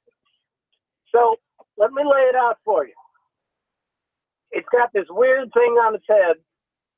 It's really, really, really, really chubby. Probably like 230, 250, somewhere in there. Definitely went off the Mar-a-Lago diet, that's for damn sure. And he treats people like crap. He treats his wife like crap. No, scratch that. He treats all women, all men of different races, anybody other than grumpy ass All right, man. white men. You're dragging me down with discussions about him, man. I don't want to talk about him no more, man. White men like crap. Dude, I don't want to talk about him anymore. Yeah. No more. So I can't take it anymore. Oh, one other thing. No, this is important. They, until they discovered that the shooter was a white guy, there were discussions online about people saying that he was a immigrant, and this is why we got to shore up our borders and everything. And as soon as he became a white guy, he was a gentleman. Oh, he was such a gentleman. He's a lone wolf. Oh, isolated soul. Such a gentleman. Yeah. He's a lone. This is not a terrorist organization. Your This is president a called lone him smart. People, Well, then again, Donald Trump thinks rocks are smart. Smart cookie. He's a smart cookie. probably He had a did. He pet called rock him and thought smart. it- Yeah. He probably had a pet rock and thought it died, but that's beside the point. All right, man. Get it in, man. People were calling this guy gentleman. This man was not a gentleman. This man was a terrorist, a homegrown terrorist who got a gun, A which gun. he should not have been allowed to purchase. Now, yeah, I know he had more than one gun, but Yeah. the point is he had a gun. All right, get it Now, in, man. I'm going to leave you with this. Get it in, man. I'm going to leave you with this. Okay. Richard, Yes. you bad, and Eric, you got issues. Goodbye. He said Baron too, didn't he? He said bad. Bad. And you've got issues. I had heard somebody, I can't remember if it was one of the late night hosts or what have you, make a comment about how Trump had reversed the mental health. Somebody. Yeah, we just talked about that. He illness, did. not have, Mhm. being able to. They could purchase guns now, and yet he stood on stage in Las Vegas or what have you, saying that this man was mentally ill. Yeah. Talking about how mentally ill he was. Well, dang, why did you? Yeah, reverse people will those say, laws? people See, ask the that- question, that- did he that- have Contradict help? yourself, you jackass. People ask questions, did he have help? Heck yeah, he had help. 52 Yeah, senators, yeah. 236 representatives, the And president. and 29 governors. Thank you. Making sense doesn't do us any good though, now does it? Well, no. Can't stop though. Yeah. Okay, let's get I can't see now. Let me get Steve calling from the Gold Coast. I know what he's gonna talk about. Steve, what's up, man? Yes, I want to make a couple of points. And to a previous caller who wanted to take task with a number of things that have been said, it's amazing that you guys are right on point in that. There are people who are so preoccupied with being right. Like, let's go back 3 weeks, and I'll tell you why I was right about that conversation. And he wants to drop that into the discussion. But in terms of this whole issue of the notion that this is a militia and this is what the Second Amendment is intended to apply to. Yeah, funny, sir, that was the case until 2008. For almost 220 years, this country managed to get by with that being the interpretation of the Second Amendment. And it wasn't until 2008 that the Supreme Court, in a slim 5-4 decision, decided that the Second Amendment was an individual right. So what happened in that 220 years prior to 2008? That we just kind of forgot that. There was nobody in this country who was able to sit on the court and make that decision that it was an individual right, that we had to wait that long. No, the fact was that from the onset of this nation's founding, there were regulations with regard to owning a firearm. They existed before the Constitution was signed. They existed after the Constitution was signed into law. And guess what? Nobody in the years that followed, the immediate years that followed, the founding fathers were still alive. They're the ones who signed the Constitution, bothered to bring a case before any court that said, I have an individual right and Massachusetts doesn't have a right to limit my right to own arms. Guess what? Massachusetts does have a right to limit your right to bear arms. And they were doing it. So I'm not sure what his point is in terms of arguing something that most people agree was the law of the land. Keep in mind that the NRA used to be a shooting organization that was dedicated to hunters and people who were sport shooters. 40 years ago, it was hijacked by the right-wing gun lobby and gun manufacturers. And there was, at one convention where there was a battle over power, and the people who were reasonable, hunters and sport shooters lost out to the people who wanted, you to be able to go out and buy a 50 caliber sniper rifle if you wanted to. Money. Back to money again. Supported by the manufacturers. Exactly, and that's who funds the NRA. By the way, it's not some Joe Schmo who makes $35,000 a year and has a couple of guns. He's not the one sending his $10 check to the NRA every year, and that's where the funding's coming from. It's coming from gun manufacturers who not only selling here but are selling internationally. But they need a place to sell and manufacture, and the United States is the best place in the world to do that from. So, by the way, I was there. I was down the street at the Bellagio. I left and checked in Saturday afternoon. I arrived there Saturday evening. We went out, and I got an alert on my phone as I was coming back to the hotel because my body being on Chicago time and this being a Sunday night, kind of slow in Las Vegas, we were kind of done. And I was heading back. I was about ready to go to bed when I got the alert on my phone that there had been a shooting in Las Vegas. I assumed that it was going to be 2 or 3 people. I wake up and I find out that the hotel is on lockdown. Mm-hmm. And that's when everything sort of, I started to realize what had happened. And to be there, I've been going to Las Vegas for decades, and to be there in the wake of what happened, I mean, you'd be amazed. The city that sort of built around having a good time was just somber. Everything was still. I mean, it was surreal just to be there after the fact. Tough. But and just to close out here, I mean, there is you've unpacked a lot of issues here, and as you pointed out rightly, we have a nation which is very divided on this because we are at a 50-year low in this country in terms of the percentage of American homes with guns. Mm-hmm. So it is the case that most Americans are moving away from this notion that you need a gun in the home because they have realized that what happens if you have a gun in the home? You're probably going to get shot by it. You're probably going to get shot by your own gun. Your home. Right. Somebody in your home is more likely, 43 times as likely to be shot by a gun in the home than to use that gun to successfully fend off an invader or someone who's trying to rob you and whatnot. Yeah, but see, all that makes sense. That's not what it's about, though. I mean, I get you. We can talk about that round and round all day long. It makes sense, but nobody's talking about that. It's about the money. It's all about the money. Right. Well, it's about the money, and it's also about, continuing to convince people through this narrative, alternative media outlets and whatnot. It's really about your need to have a gun to, again, protect you against, in a present government, should government come. But, they forget to tell you that, okay, as you pointed out, exactly what do you plan to do with your gun? I can't buy a tank. The government has tanks. I can't buy an Air Force. They have an Air Force. And by the way, the Second Amendment protects my right to bear arms. It doesn't say guns. It says arms. Arms are a lot of things. So if you really believe that your Second Amendment protects your right to have arms, then a great way to protect my property against invaders is for me to buy landmines, stick them in my front yard. Wow.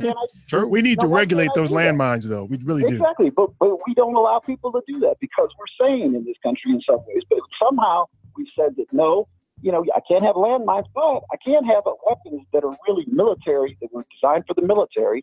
And have no other place other than a battlefield. There's a reason why we don't send our people into battle with sticks and bats and knives. Right. We send them into battle with fully automatic weapons. That's That's why we call them assault weapons. Right. So why in heaven's name do you need one? And moreover, why in God's name does anybody need 30 or 40 of them? And lastly, it's this man it did do us a favor in that he showed us that someone with no sketchy background, no criminal background, no indication of anything that was particularly wrong with him. Apparently, he won $5 million gambling in Las Vegas last year. Wow. Was able to decided that he was going to commit this kind of, meaning that for all of the background checks you want to do, we still can't stop someone who's disturbed from doing something like this. So the only way to stop them is to regulate their access to this sort of thing, because I can't do this kind of damage with a knife.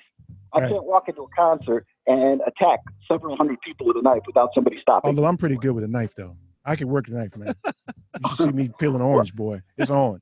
Hey, Steve, I appreciate it, man. Thank you. Take care. You're right. You don't see any mass stabbings. No, you don't. No mass stickings. Nope. I get stick to death. Or baseball battings. Right? Yeah. And on and on. No, you just don't. Right.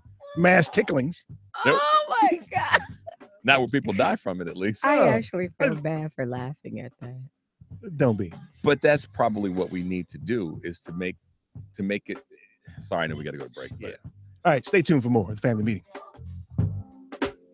I know there's something wrong with me.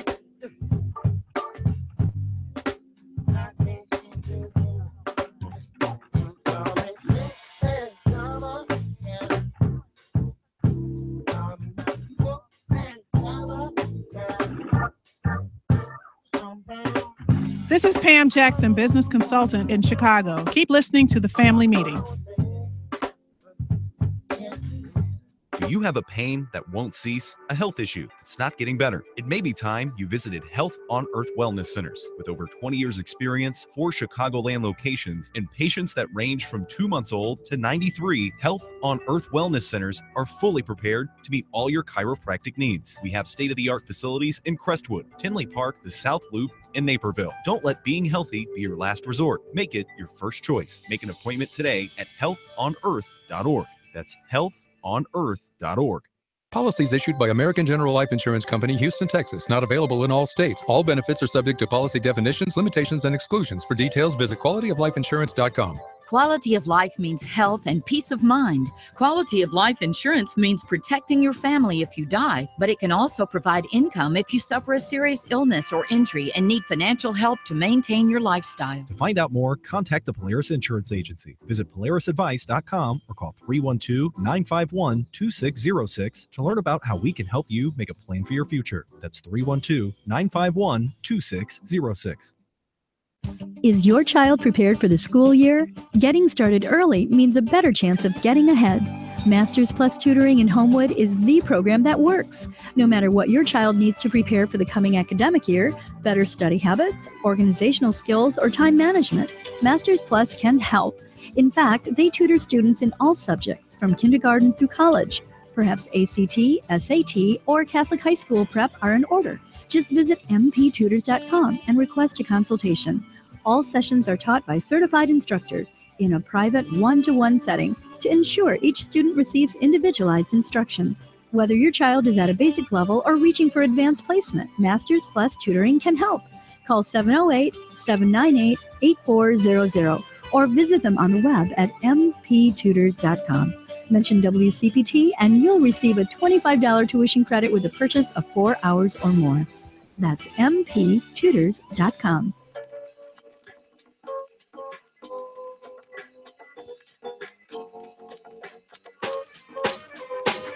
We on a world tour, you know what I mean, my man. Y'all know what you introduced to the mic in your hand. We on a world tour, you know what I mean, my man. Y'all know what you introduced to the mic in your hand. This is Rodney Harrington. Welcome back to the family meeting. So, you know, this just like what happens with the gun discussion in most places, we're really going nowhere. Our conversation today, Roland was right. You know, so what? Yeah, So what? because the NRA just first they said they supported a ban on bump stocks. Now they just came out and said It needs to be evaluated against the regulations. You know the reason they did that.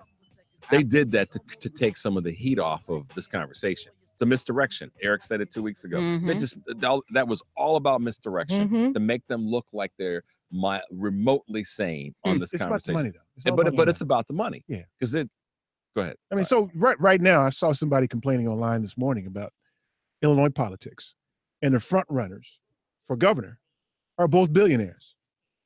Everybody, I think with very few exceptions, I'm hesitating to say everybody. I think it's everybody in the Senate is wealthy. It's very wealthy, yes.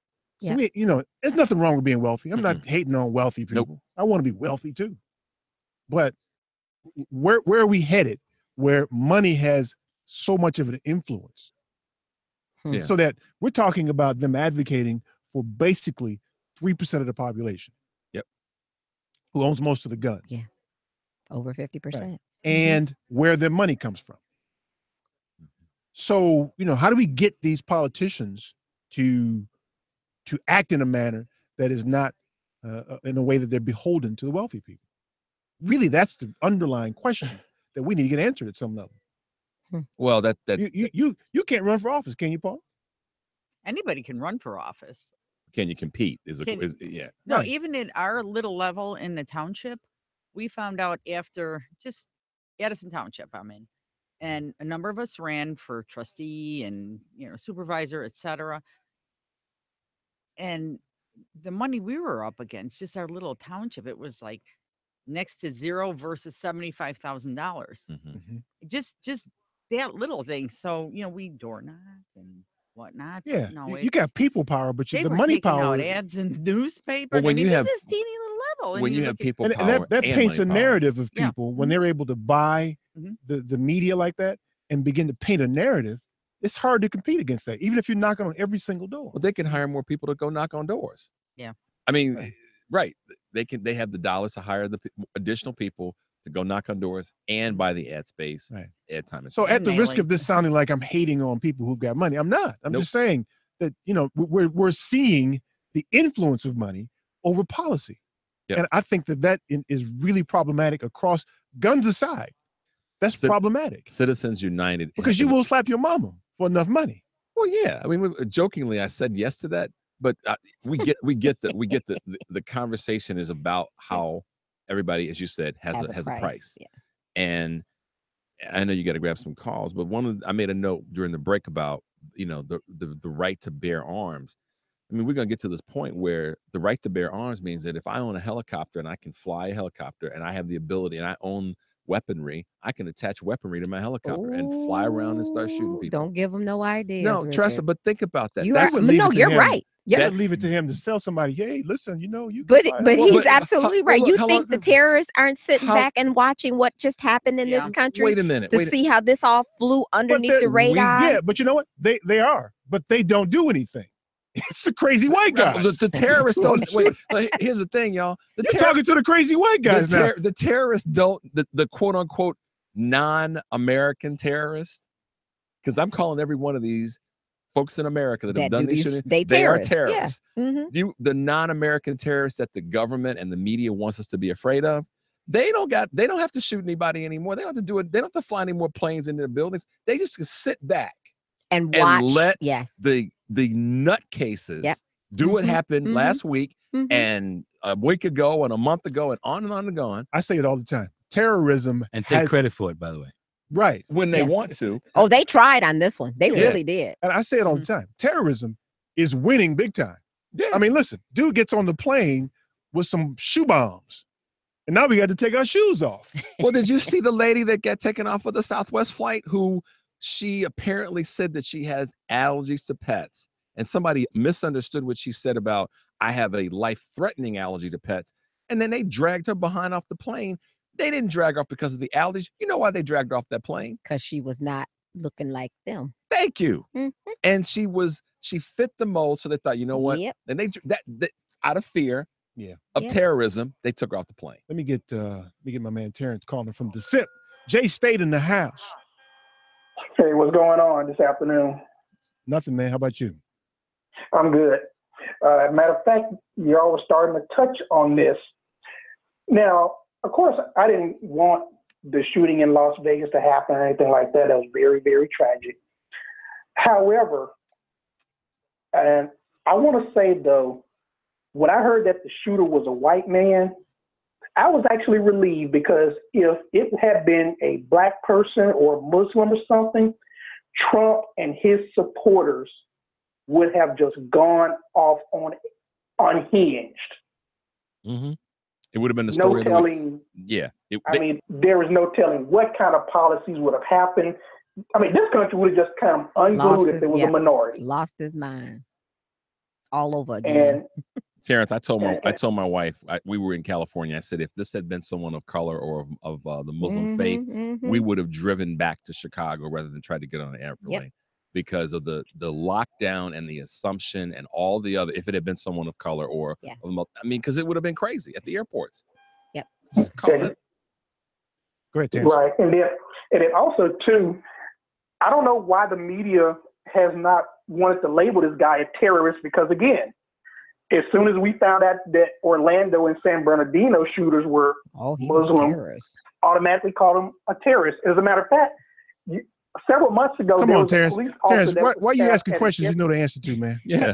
Hey, Terrence, is this your cell phone? I'll send you the color grid as to how they label them. Of course.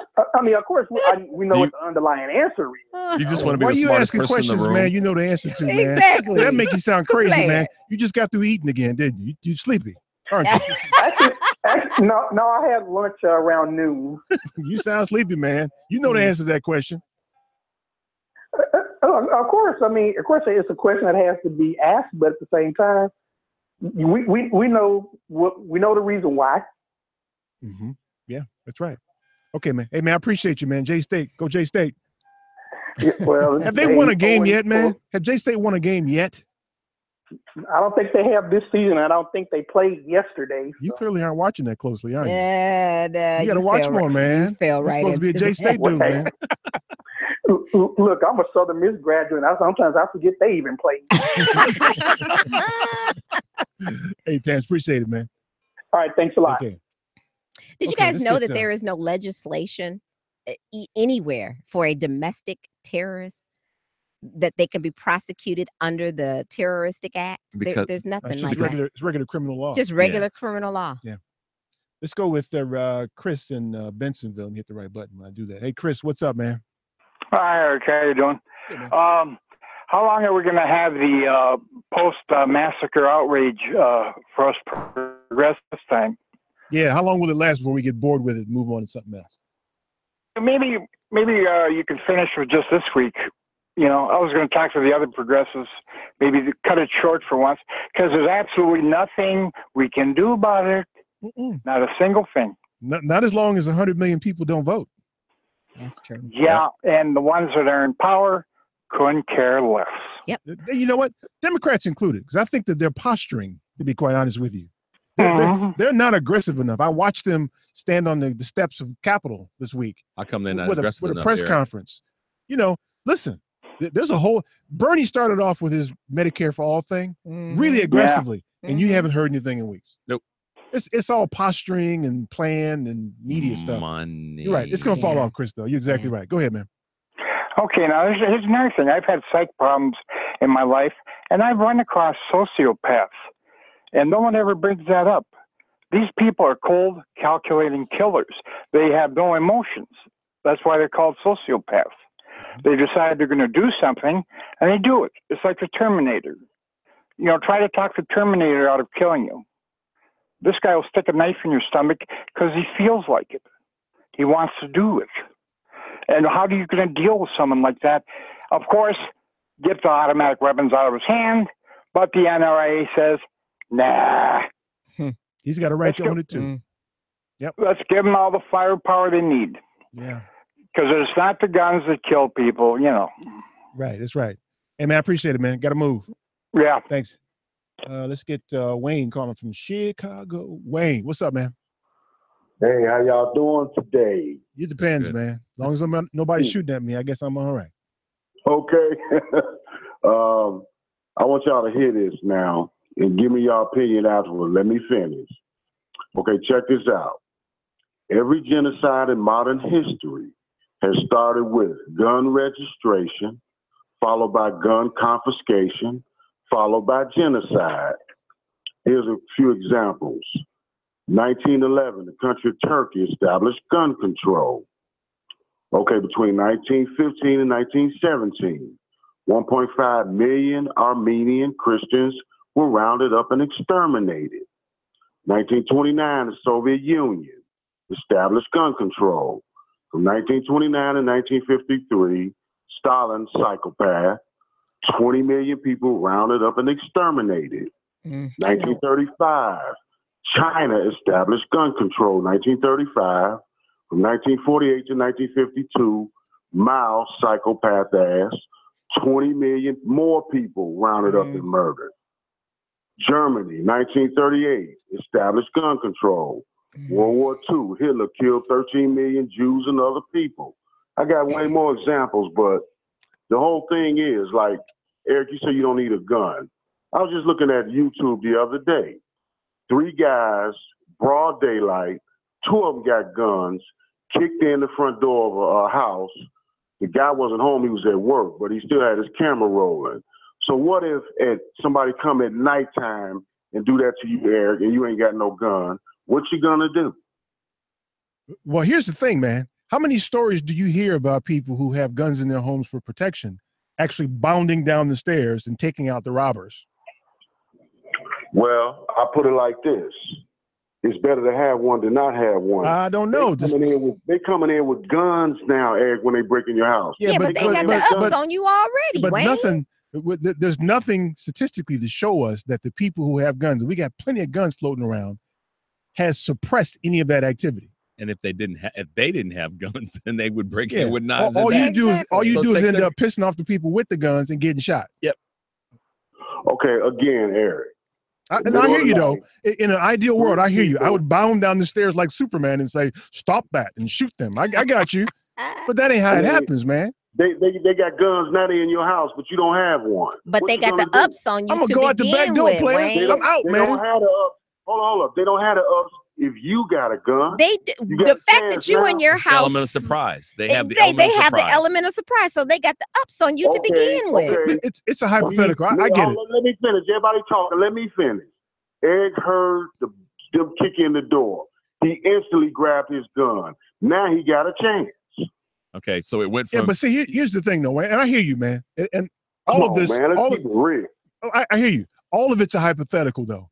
We don't have any anecdotal evidence, any significant anecdotal evidence that shows us that having a gun in the house has suppressed that kind of activity. But I hear you. In an ideal world, that's what would happen. The reality is the people who have guns in the house, more often than not, they get shot by their own gun. And that's what happens more often. So the question Right.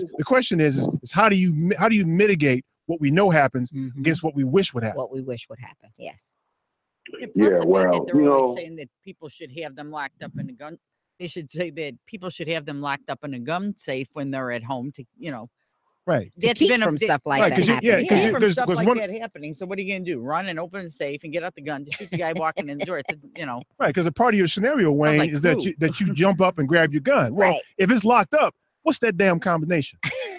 Well, that means don't lock it up. That means have it ready. Then we just talked You about know? getting shot with your own gun. Yeah. The reality is that they're gonna come in, take your gun, and shoot you with it. The reality is they don't know that you have a gun, so you start busting caps and then they're gonna run. That's almost as crazy. That would be cool, man, but that's not what happens more often than not. And that's almost as crazy, Oh, they're gonna Wayne. stay there while they're gonna stay there while you capping at them. Wayne, that's almost as No, crazy they're not. as that's almost as Well, crazy. y'all. It's not crazy. It's just not Well- statistically relevant. It just doesn't happen that way. I wasn't going to Okay, say well. that Hey, so listen, part of listen, it. Wayne, Is has crazy. anybody ever broken your house? You had to shoot them down, man. No, but I know people who have done it. Good. Okay. I think we need to Guys figure out. We're kicking through the front door. So what and were getting they doing? shot at What and were they running. doing wrong that they didn't kick in your front door and they kicked in theirs? Well, I just got lucky. That's all. Not to be a victim. Oh, okay. You can Just never. like, just like you got lucky, Teresa, and haven't been a victim. Same with me. Yeah. Okay. Listen, dude, it's a great argument. I just think that statistically, we've got to operate based on facts and data, and the data doesn't show us that that's something that happens. I'm with you though. I'd rather be ready than not ready, but we Right. got to figure out a way to make that ready safe, and we got to change the numbers around so that it's not me getting shot with my gun. It's that dude that kicked the door down getting shot with my gun. Hey, I hear you. one last thing, y'all. I'm looking at YouTube. I'm seeing on the 4th floor of that hotel, I'm seeing muzzle flashes corresponding with the sound of the gunshots. He was not the only shooter. Oh, come And check this out. Check this out. I believe it. Listen, let me finish. YouTube is censoring videos of people who had their cameras out at the moment it was going down. They're Listen. taking the videos offline. There were 2 broken windows up there. Mm-hmm. It's completely conceivable. I don't know that I have any data to show one way or the other. Well, they got to see the cameras that he put in the hallway. The cameras that he had in the hallway. When they go through and Thank look you. at that, it'll determine if there was another person in there. Because They've already determined that he was alone. Mm. Yeah, right. Hey, Okay. Wayne, I All right, appreciate all right, it. I'll see y'all. I do appreciate it. He broke 2 windows. Yeah, I'm he just saying, broke 2 windows. I don't know. I'm just saying he broke 2 windows. For different advantage But points. we don't of know that shooting. though. We don't know that. But see, it doesn't matter. It doesn't matter. That let's not. Yeah, Well, actually, that really it does matter a little bit because if there is a second person, they need to know who that is. True. Okay, you're right. Now, what's the common thread? If there were a second person or I'm a done. 10th person, I'm done. they The fact that all we're even had- having this they conversation. all had guns I'm and they done. were multiple fire That's weapons. about that argument is about as bad as Kanika Jenkins is conspiracy Who the theory. hell That is Kanika Jenkins? oh Who the hell is that? Lord have mercy. You know Kanika Jenkins? The lady who died at Crown Plaza in the freezer, Oh, and that they got lady. all these Okay. theories about how she got killed. That's almost as crazy as that. All right, I'm gonna finish off these calls when we get back. Stay tuned for more of the family meeting.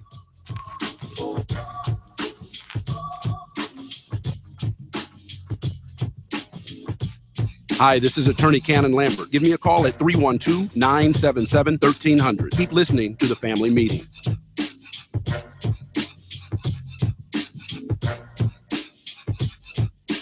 It's a short.com, The website is itsashort.com, spelled ITFASHORT.com. We are the best designation on the internet for award-winning short film, video, and web series. Artists are from all over the world. They are award-winning from various festivals, but you can find us at info@itsashort.com, customer care at itsashort.com, and we'll get back to you straight away.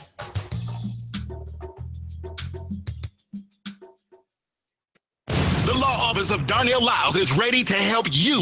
Whether it's personal injury, criminal, DUI, and OWI, nursing home, product liability, it doesn't matter. Call 219-939-9LAW. That's 219-939-9529. That's right. When you're driving and get into a wreck. You better call Darnell. Had a few drinks too many? A cop hits you with a DUI or OWI? I think you better call Darnell. Arrested and facing criminal charges, misdemeanor or felony? I think you better call Darnell. Purchase a product that causes you or a loved one harm? I think you better call Darnell. When your loved one is neglected and abused in a nursing home? I think you better call Darnell. That's right. You better call Attorney Darnell Lyles and get represented right. And the first consultation is free. Yes, free. So call right now. 219-939-9LAW. That's 219-939-9529. Attorney Darnell Lyles. Darnell Lyles.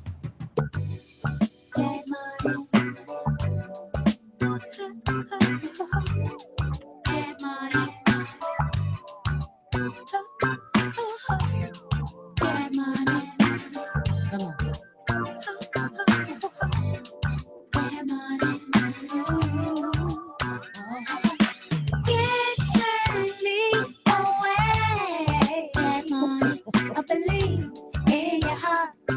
I always want to stay. Can't turn me away. Get money. I believe in your heart. I always want to stay. This is Susan Manuel, www.ablconsulting.net. Welcome back to the family meeting. Yeah, so I don't think I did a good job today because I got people holding here. I got to get y'all in here. We'll just be quiet. Yeah, let me, okay, so y'all know the rules here. We get this last segment going on. So that means you got to get it in a minute. Tommy ain't gonna be mad at you. I know. Tommy too, man. I hate that because Tommy might hunt you down. Yeah, you better just let Tommy do his thing.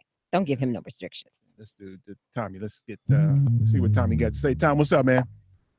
Well, you know what? Because I love all the callers in the radio format and I'm a team player and stuff, I don't need more than a minute.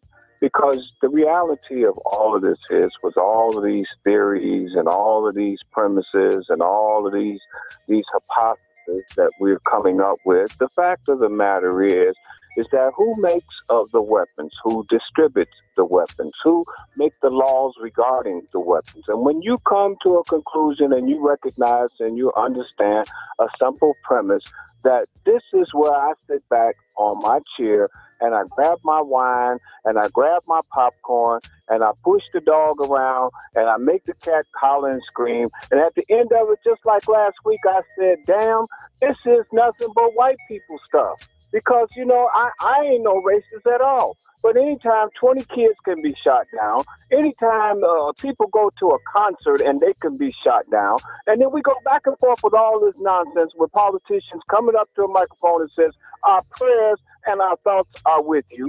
Then you go over to somebody else's country where they don't even have a house and you throw them, I said toilet paper, but, you know, paper towels. Come on, guys. White people stuff. Keep listening to the family meeting. You might learn something. Goodbye. Love it. You can catch Tommy at some point during the second hour of the family meeting every week. Right. Thanks, Tom. Appreciate that. That's white folks stuff. No offense, Paula. No offense. Paula knows what you're talking about, though. Exactly. She's like, yep. You know what? I saw Paula out the corner of my eye shaking that thing. She was shaking it. She was shaking Yeah, it. I caught her on because I have YouTube, and I was like, yeah, Paula getting grooving over there. You always have good music. Yeah, she's shaking that. Yeah, the conspiracy theories I can't get with. That's just lazy thinking to me. I mean, I'm not saying anything personal about Wayne, but anybody that is delving in those things, yeah, no. If there was a second shooter, they would have, the FBI would have been all over that because they want us. They want it not to be a white person. That I don't agree with. Oh. The FBI wouldn't be all over everything. They're not all over everything. Yeah, well, they want it not to be this white man. Trust me. Let's get Paul, Southwest Side. Paul, got a minute, man. Okay, I'll be quick. Just a few quick comments about Secretary of State Tillerson calling our imbecile-in-chief a moron. A moron! Yes. Yo, man, did you hear? An Oh, boy called him a moron. Yes, and it was all over the media for a week, and it was music to my ears. Now, neither Tillerson nor anyone on his staff has denied it. No, they haven't. They And haven't. insiders say that our imbecile-in-chief is fuming over the remark. Good. He deserves all the flack he gets for the train wreck of a presidential administration we're stuck with. Yet another example of the turmoil created by the top-level government's officials' inability to get along with each other. And how are they supposed to get anything done? And before I let you go, I just want to give a shout out to last week's episode of Blackish, which was fantastic. And if you missed it, you better catch it on the rerun. You'll be doing yourself a grave injustice if you don't. Thanks, Paul. Appreciate it, man. Okay. Yeah. Dude is going to stroke out. He's going to stroke out in the White House. Yeah, 45. Can't happen fast enough. He called me. You could see the veins popping out. Can't happen fast enough. Stroke out because of this. He is not going to last because of this one, man. Let's get Adrian. Adrian.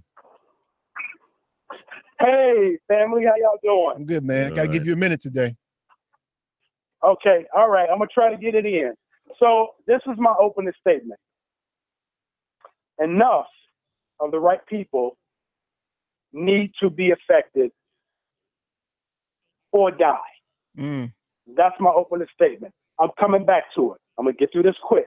So urban gun crime is a problem essentially that's just kind of identified or regulated to Black folks and people of color. Right? And that failing is on us. It's isolated. It's just us. Yeah. Now let's talk about opioid addiction. This is a problem that is essentially rural areas, rural white areas and suburbs. So we don't see that as a failing for them. We see that as like a health issue. That's what it is. Now, both of these issues have two things in common: economics and access. Because these folks that are out here shooting each other in the streets, fighting over their corner, they got a problem with their economics and they got a problem with their access. If they couldn't get guns that they shouldn't have through these straw purchases because these weapons weren't tracked properly, they'd have to be out there fisticuffing it and they wouldn't be shooting each other dead in the streets. Now, if they didn't have an economics problem with these jobs being shipped over and companies doing business everywhere but in their neighborhood, they wouldn't even be fisticuffing. Yeah. So that's what we got. But only one of these issues is being addressed in the mainstream media, and that is the problem that white folks are having with their communities being devastated by their youth dying from opioid addiction. We only talk about people in the city dying from gun violence as we say, well, what about black on black crime, and how come you all don't talk about gun violence or gun control when black people are dying? Because they don't care about black people dying. I'm sorry. That's what it is. Hey, dude, I appreciate it, man. And that's all I got to say. Got it in, bro. Thanks, man. Let's get to who's next here. Let me get Ivan the Terrible, calling from DuPage. Hey, y'all, let me be quick. More guns equal more death. Less guns equal less death. I went to war to support and defend the Constitution of the United States of America. Whose job it is to protect me? The idea of unregulated paranoid militia or gun loon vigilantes running around with assault weapons who believe this government, millions have died defending, is out to get them, or that mythological gangs of black gangbangers are driving out from the urban area to the white suburbs. Come on, to Ivan. kick down their door, kill them, and rape their wives and daughters is insane. Insane. Come on, Ivan, preach. Thanks, Ivan. Appreciate it, man. Insane. We need an assault weapons ban, period. Period. Go. There it is. Agreed. Period. And we can get it by electing Democrats who support it. Amen. There's plenty of them. Yep. Right. Thanks, You Ivan. got to get rid of these teabagger fools. Agreed. Thanks, Ivan. Appreciate it, man. Love it. Love it. Dredgevin. Did I get it right? Dredgevin. Dredson. That's what I said. I said that. Didn't I say that? Okay. We're going to call you Killer D. How about that? All right. Yeah. I wanted to point out is the false dichotomy of more guns or less guns being the issue. If you look at Sweden, Switzerland, and Finland, those countries per capita are the highest per capita industrial rich nations next to the United States for having ownership of guns. Sweden has 6.5% of their population are armed with firearms. Switzerland is really high because it was in their culture for the entire country to be the military, where you ring a bell and Switzerland instantly became the military because of the civilians. And this is why they were never invaded. The reason why I bring them up is, how come they have so many guns and they're not having mass shootings? The wealth gap between those countries and the United States is much different. Wow. Back to the money. That's why in Australia, so if you reduce the demand for people to want to commit violence, then they're not going to commit violence with actual handguns. So you have to improve the living quality of the population if you want this to stop. Just putting a regulation or a stop on a gun is not going to stop that. Yeah. That's a good point, man. Hey, Anyway. all right, Good Killer point. D, I appreciate it, man. Uh-huh.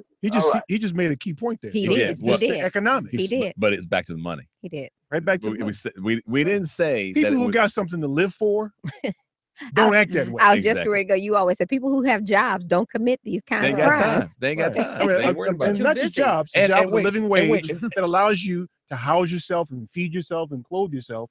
That's what keeps people from killing And each other. people who have jobs. Except this dude had $1 million and he Wait. I'm gonna But he was crazy. talk about that for a quick second. People who have jobs more than likely have medical coverage, and if there is a diversion in their mental capacity, they have the insurance to go get it looked at. Hey, how about if the they got a girlfriend? job? How about the girlfriend saying he used to wake up in the middle of the night screaming and hollering, and you know he got all these weapons, and you know you laying next to a crazy man. Come on now. Well, and the thing about him being where this is an interesting case because all the things the media, everybody's looking for the reason. And okay, but he had money, so he wasn't broke and poor and stupid, and all that stuff it was never should have been included in the conversation in the first place. Yeah. The fact that he had the weapons, the one common thread, and people get lost in the weeds on this. The common thread is this dude built up an arsenal weapons. that could have taken out the weight of the weapons he brought upstairs. Yeah. 10 bags. And nobody really noticed. Nobody noticed that. Nobody noticed that. Interesting. But if he didn't have rollerboards anyway. But if he didn't have Weight them, didn't matter. But you know, I think you said it earlier, Paul. So this was a country music concert. The type of people that you would stereotypically believe are probably bearing arms. You would think that they would turn around and say, and starts I see the muzzle flash. We're gonna take him out. I got my gun. You shoot me, I shoot you, player. Nah, that didn't happen. They scattered like roaches. Right. Eric, do you know that and it's an open carry state. Well, so they but- could have had it. But see, right? here's the thing. This is where you get again. It just ironically, I was in Southern California when this happened. 60% of the people that were killed, and I think 38% They were from They were California. from Southern Mhm. California. Yep. So California is not an open carry state. And What happened to the rest of the hillbillies But that is were there? that legal for, other You- residents of other states to come into the openly state carry? with a gun? No, you crossing state lines. That's yes or illegal. no? You, to my understanding, you can't. If you're from a state that is an Yeah. open carry state, you can go to But a there were state. 22,000 people there. Oh, So- that's another one? Right. Okay. So here's reciprocity is the word I was looking for. But it doesn't matter. It still doesn't matter. You're right. They didn't have their guns. If it were, it was an open carry. But even if they you didn't need did. guns. You just needed one dude with a gun. But what if they turn did? around and say hi? How many other people would have been killed? Yeah, what if they did? Exactly. If People just 1% fly, of the firing people there- blindly out of fear. What we're doing is trying to be logical again. That's not going to bring anything of meaning to the conversation. You know what? Let me say this and then I'm done. the number of Americans killed in battlefields in all wars in history of this country, 1.3 million. Number of Americans killed by firearms in the U.S. since 1968, 1.5 million. We literally at war with ourselves, y'all. That's Period. why the quote unquote Period. Middle Eastern stereotypical terrorists, they ain't worried about How'd nothing. you do, Paula? You okay? Yeah, I'm Yeah, fine. you thanks. survived? All right, did great. You didn't need the drugs or anything, did you? No, I already took them before I got here. I was wondering if I could say one thing here. Please do. If you don't mind. Please do. Anybody out there listening, please become a precinct captain. Please help. And if you don't want to become a precinct captain, help us out with the phones. Help us out. Go door to door. If you don't want to do that, Get involved. There's always work. Addison Township Democrats, DuPage County Democrats, Cook County, anywhere Just get county. involved. I'll tell you what. Please Anybody get that out wants there to and help us. Anybody please. that wants to help Thank Paula you. with That's this, great. you email us at Yeah. info@TFM Radio Show. Hit our Facebook page on Twitter. Let us know. We'll relay it to Paula. Make sure we know. Thank you, Paula. Absolutely. Enjoy the show. Thank Thank you. you. Thank you, Paula. You can't come no more. What happened? Why can't I come? I was Just mellow. giving fits, y'all. To the black Asian dude. Thank you, E. And my girl Tressa with the news. Yes. That's a baby. Lady B. She's back. I tune into the family meeting every Sunday at 4. I'm your host, Eric Grant. Peace. Late at night, it's hell. For water better stead, so get it right. You be like that, it's that big man. We all up to life. That's right. Game airtight. While you caught up in the hype. That's right. That's jiggy, be getting be jiggy. Baby, you ready for Big Daddy? Well, what happened? I can't do this thing all I know. No, just go to find a local committee person or a local person that is volunteering and get on that. You don't even have to do that. Just go to CookCountyDemocrats.com or DuPage County Democrats. Are you running for office? I did. You know, they asked me last year, not this year, and I don't want to run for office. I can't. You know, I don't. Why not? The thing that they had me run for, they wanted me to run for Addison Township Supervisor, and I said, for one thing, I'm not quitting my job. I like my job, and honestly, that would be wrong of me to. I said, as my one friend said, if lightning struck and I won, I don't want to quit my job, and I couldn't do it part time. You know, you have to be a chamber. What office though? That was Addison Township Supervisor. Well, so why can't you run for like state rep or something? That's a part-time job. Yeah. Well, that's a funny thing that, Bob Piker, he said, he's a chairman of DuPage Democrats. He said to me, they don't do anything there.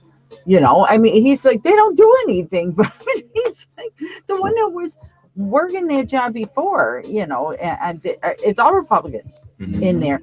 And he said, and the one that was like all summer long, she was up in Door County. Well, see, she wasn't doing anything. She's in Door County and getting $60,000 a year to do it. This is another point about the money. From a corporate standpoint, from a company owner's standpoint. By the way, we're still on the air. They're still listening. Yeah, you do. Yeah. So that's a money issue too, because those people that run those companies, small, medium, and large, have the ability to back fund candidates that want to run and not have to do a dogma thing because they have the money to support that person who wants to leave, maybe would leave their job to take on that role, but they can't because they need the money or they like the job, they want the money. When they have a candidate that's willing to say, you know what, I'll give that all up. That's why money in politics, that's a conversation that they don't have about money in politics. They just see it on a national level. It's on a local level because you've got a guy or gal who runs a business that's frankly a Republican, and he or she can help fund getting, and that's where the Koch brothers' money, to use them as an example, has if anything trickled down from the Reagan administration. It's corporate money trickling down to local elections. To be able to have this conversation with you that's got an R behind your name that wants to run for that office and say, you know what, we can support Paula because she's willing to step away from her job. She's a Republican. We want to put her in play. So you gonna run? What? You gonna run? No, I mean, I did last year, and run. that was enough for me. And that was just for trustee, and it was, Does your family support you when I mean, how involved is your family in? They're not. Well, they're not. My husband is really, really a smart man. And really a smart, and it'd be great to have him involved, but he doesn't want to. I mean, he could tell you everything about Illinois politics or national politics. Who's this guy? My husband. And he's sharp. Is he gonna run? No. He Why didn't he run? I don't know. I don't think he could because he's actually disabled, but I don't think they would like him to do that. But my daughter is 26 and not interested that much, but will do what I ask her. So it's like she was a technical judge. She'll drive me around. But They're fine with me running around with my. You usually win. If people know your name as you It's run. not for another 4 years, so. You need to run, Paul. I know. They're waiting for you to They run. want you to run. What are they saying? Not my gig. I'll be the foot soldier. That's what I am. I am. I'm the foot soldier. So I'm who's, the guy that knocks so on the who's a door good candidate then in where that you can support? locally, you Yeah. think, or yeah. Well, right now we're getting signatures for them. I mean, we have nobody like my district. There's nobody running against the Republicans that I know of, but we have a really good one running for 47th district state rep. He just threw in his hat in the ring. I hope he wins. He's a good man. Good. I mean, he's a good man. He's. Is he going to stand up for something? Well, one thing he did, he came and did his, pitch per se. People come into the township meetings and they tell us about themselves. We've got a couple of circuit court and Democrats running for circuit court judge, which we have in DuPage, which we have none on no Democrats. And then this gentleman in particular, they were asking some questions and he said he couldn't support Mike Madigan, which I was like, oh, that's interesting. He said, no, he just doesn't care for him, but we kind of, there's a story behind that. We're on YouTube. So well, he is involved to a large degree in the fact that things don't progress in this state. Well, we weren't supporting. The funny thing about that was, that I had mentioned about the $75,000 we were running against, and we gotten wind that the Republicans we were running against heard that we were getting all kinds of money from Mike Madigan. And so they just threw a ton of money, whatever is makes sense, against us. I mean, if you could see the paper, a couple of hate mails that went out against us, I'm like, what? I have planes flying over my head now. But they opened that runway in Chicago. The planes are flying over my head. I never had that before. What runway? You mean at O'Hare? At O'Hare, yeah. That East-West runway. Another, they opened up a runway on the what do they call it? Flying over my house. 2, 3. What do they call those different ones? They got 2, 3, 1, 2, 3, and 5. I should know the numbers. Yeah. So is it what we expect? Is it rattling? Oh, it's like my husband and I can't converse with the window open, during the summer at nighttime, because they're flying. I grew up in Jefferson Park here, and they're always over to your head here. Right. So I'm kind of used to it, but we didn't have that out there. So did they ask you? Did they ask if that they was did? on? They talked to Bensonville. Bensonville was it? They couldn't fight against that. They wiped out half of Bensonville to put in the runway. Yeah. Money. Yeah, all these houses are just gone. If you go down Irving Park, the south side of Irving Park there was a lot of houses. I mean, there was houses, there was communities, and they just bought them out. And that's just like the third airport that they keep saying that they're going to put in downstate, that they've broken ground on, but it's quiet. You don't know what's going on down there now. That's where my house is. The back of the edge of the runways literally backs up to our subdivision. So I'm like, all it's going to take is one of these planes to miss that runway and slide into somebody's house. Like it's but they didn't ask any of us if that was going to be okay. They just did it. They just took the land and just did it. Well, it circles Oh, back. they asked your alderman or whoever. Yeah, it circles back. I mean, to they something paid Eric- him. Well, maybe. Yeah. Yeah, that Eric has said over and over again. We have to put people on the ballot that are excitable, that actually are going to fight for the things that we really want. And, Permanent interest. And right, regardless of party. I couldn't come up with the word. Thank you. Yeah, that's a key. Look at this guy in Alabama. This guy Roy Moore, and the guy the Democrats put up to run against him. I mean, damn, this guy's got so many holes in his reality. If you had a candidate with some nuts, you take this guy out. You should be able to. Look, I could carpetbag and go down to Alabama and beat him. I mean, I'm not a resident, but I could go down and move into Alabama and beat this guy. As long as you're bombastic and you can move people your way, I'd call him out on all his craziness. That would be my starting point. And then his history, wasn't he a judge? Yeah, he's a judge, and he got removed from the bench twice. Right. Even his law professor drug him. Talking about he never won an argument. Never won an argument. And this is one of the challenges that I see with how Democrats, and now I'm making a very broad statement, so I'm going to say it. If it fits. How oftentimes Democrats are unwilling, seemingly, to just just roll up their sleeves, get in the mud, and have that nasty conversation to call that person out on their stankiness. Yeah, they don't want to do that. It's out. Just go for it. You never ran for office. Not taking the risk. Smart dude. Yeah, of being a my sledgehammer mother if you have to encouraged be. me numerous times, and I just didn't have the skeletons. No skeletons. No Uh-huh. moxie. Well, it's no. Oh, real yeah, skeleton. okay. No Right, more right. than anybody else. And at the same Like time, who? be willing to say to that point, look, okay, do you want to elect somebody that the mythical doesn't have any skeletons? That person doesn't exist. Yeah, they don't exist. I want somebody that got a few skeletons. I be like, he like me. And I you know? want to take that Yeah. conversation to Republican voters as well as Democratic and Independent and say, y'all need to stop thinking that we're going to elect people that have no skeletons in their closet, because that person doesn't exist. The purity test. The purity test. Yeah. And I want to say to Republicans, how many times are you going to keep voting for a person that She will lies tell you it this somewhere stuff? That's a around here. She said Republican. it's She didn't make this lead you down this dark road. Why are you going to Look at what's happening with him now. Like, The one Republican that's leaving Congress because he told his mistress to have an abortion, but he's pro-life. Come on. Get out of here. I mean, Get out of and he here. ain't leaving because money. Right. But he ain't leaving because of his moral, belief and how he feels. He's leaving because he got caught. Because Christians give him money. Right. To get elected. Talking about the guy who, the congressman who stood against abortion, but asked his girlfriend. Oh, that's cool.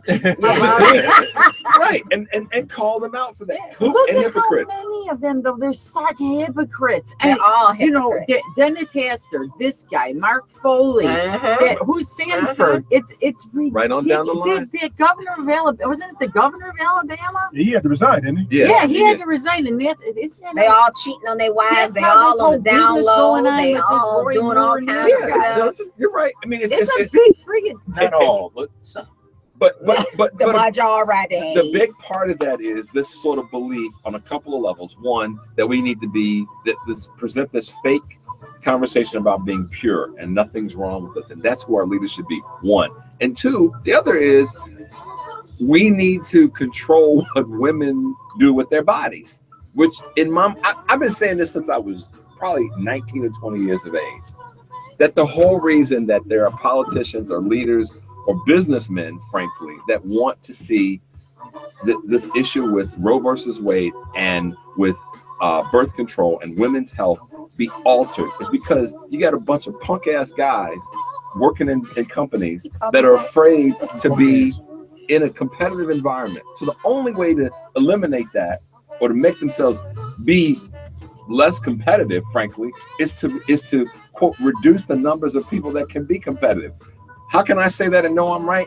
Because of what happens to black men in corporate America. How can I say that and know I'm right? Because of what happens to women when it comes to birth control issues. See, but and reproduction issues. If they can keep women barefoot and pregnant, let's just call it as it is, then women ain't gonna be working. Or there is a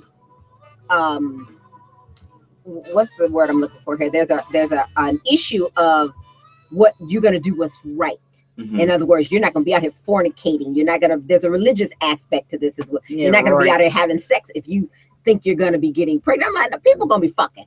I don't give a dog from today to tomorrow to next week. Last time I checked, out of both pants. the last time I checked, it happens. Because they got little monkeys like that. It's gonna continue to happen. It's gonna keep happening. So this dude did corporate training at the highest level, like the C-suite level. That's correct. He knew a lot of them dudes. He probably hung out with them socially too. Correct. So you know a lot of their perspectives. Go ahead and fill it in, man. No, it's all right. It's all good. I mean, human beings are just complex. Simple as that.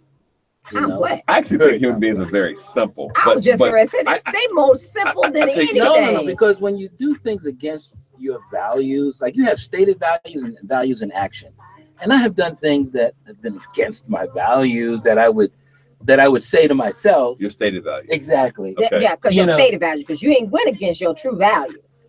Well, you know, at some level, the ones that I state to myself, right? It just depends on the situation, right? There's things that are you really unintended consequences. So then right? you really are complex. Here's the complexity. No, here's the complexities of human beings. Unintended consequences. We think X is going to happen, and Z does. Okay. Fair. That's true, but that sounded real corporate training-ish, man. No, What does that mean? It sounded profound as hell. Because we just had a conversation about human beings always have these cause and effect relationships. Maybe 60% are relatively close among friends, right? But it's that other 40% where you go, I did X and expected Y, and Z showed up. That's human. That's the human. Yeah, but what does that have to do with stated values and your actual? Well, I might work out of my values, right? Expecting something good to happen and something bad happen. Okay. Right, and I didn't intend that to happen. But that's a good example might be, that, you know, I'm not one to kill somebody. If something jumps off, I'm gonna kill somebody. Yeah, exactly. I mean, I might defend myself, and maybe I didn't intend to kill the person, but I did, or they hit the head as a function of me pushing them or something like that. Unintended consequences. Yeah. Okay, but that has less to do with one's value. That's a value. No, I don't know about it. Okay, let me tell you my perspective, and rather say that it's less than something that I don't maybe know enough about. If a person does something and there's an unintended consequence, that doesn't mean that their values change. That's correct. Okay, so there's some complexity there, and that has nothing to do with their stated value or their act. Because I just think one of these. That's right. I believe that if you do something, it can't be. It can't be because you got a guy walking around saying he's for abortion. That's his value, but he's asking his mistress to get him abortion. but that's then he didn't have a value to begin with. Well, no. So here's the problem with values. No. Here's the thing with values. They are on a continuum. Okay. So some of these values over here on my left are a little bit more important than the ones on the right. Why do we have male? Here we go. Yes, it is. No, I'm gonna support the men and the women on this one because that's a male point of view. Because males want to take that and conflate that part of it. Come on now. Trust. I've seen women do the same thing. On a continuum. I've seen women do the same thing. I've seen women do the same thing. So it's not a male. I don't think you're making my point. I don't think it's complex. But wait. And in given situations, the one that was on the inside jumps to the side. We're using the wrong, I believe, the wrong word because I see women. A value. That's right. I see women. Values are norms of behavior. No, wait. Beliefs. Is it a moray or is it a value? I see. No. Values are fundamental beliefs, right? When it comes down to it, based on what? Huh? Based on history. Ain't nothing fundamental about that. About what? Huh? What makes it based on something that's fundamental? Thank you. My experience. Okay, but that's not your experience different than mine. But they're my values, not yours. They're your set of experiences. Have values based on experience. Yeah, that's based on your set of experiences. I told you it's a male thought process. But we don't do that. Well, why wouldn't you do that? Yeah, you do. No, Come on we now. don't. Why would you going to tell me about there's some sort of empirical values that are over and above consequences and conditions and situations that somehow they're bigger than, or they're just church values or what? I'm going to do what I'm going to do, and I'm not going to do what I'm not going to do. All right. And those are my values. They don't change. But give me an example. So you're going to do what you're going to do. Give me an example. You don't do it anymore. But wait a minute. For instance, an example of what he just talked about. Disrespect my mom for some money. Hell no. You couldn't pay me enough to do that. Okay. I don't care what you came at me with. I would never disrespect my mom like that. Okay. No, I wouldn't. Okay. No, I'm probably in a similar situation. So to me, but I said probably. And I go back to that. Because Z happened, right? All I'm saying My is, mother might look at what you said, smack me right now. your mother wouldn't even put, because see, you have to live with the rest of your life. That money might be there. I get that. money. Put your hands on your mama. With money. Here's the thing. Here's the thing. I'll buy my mother a whole new set of teeth and everything. Here's She'd the be thing. good. First of all, we all took the bait on just a very linear question, which is, for $10 million, would you slap your mother? Okay. No. Circumstances withstanding, no. Nothing. But if my mother did something that I thought was inappropriate, and it called for me to get her attention, I would do that. And let me tell you why. Here's why. I wouldn't do that now. Huh? I wouldn't do that. All of a sudden, you ain't smacking your mouth. No. Not for her acting inappropriate. No. Wait. Because no money's involved. Wait. If there's money involved.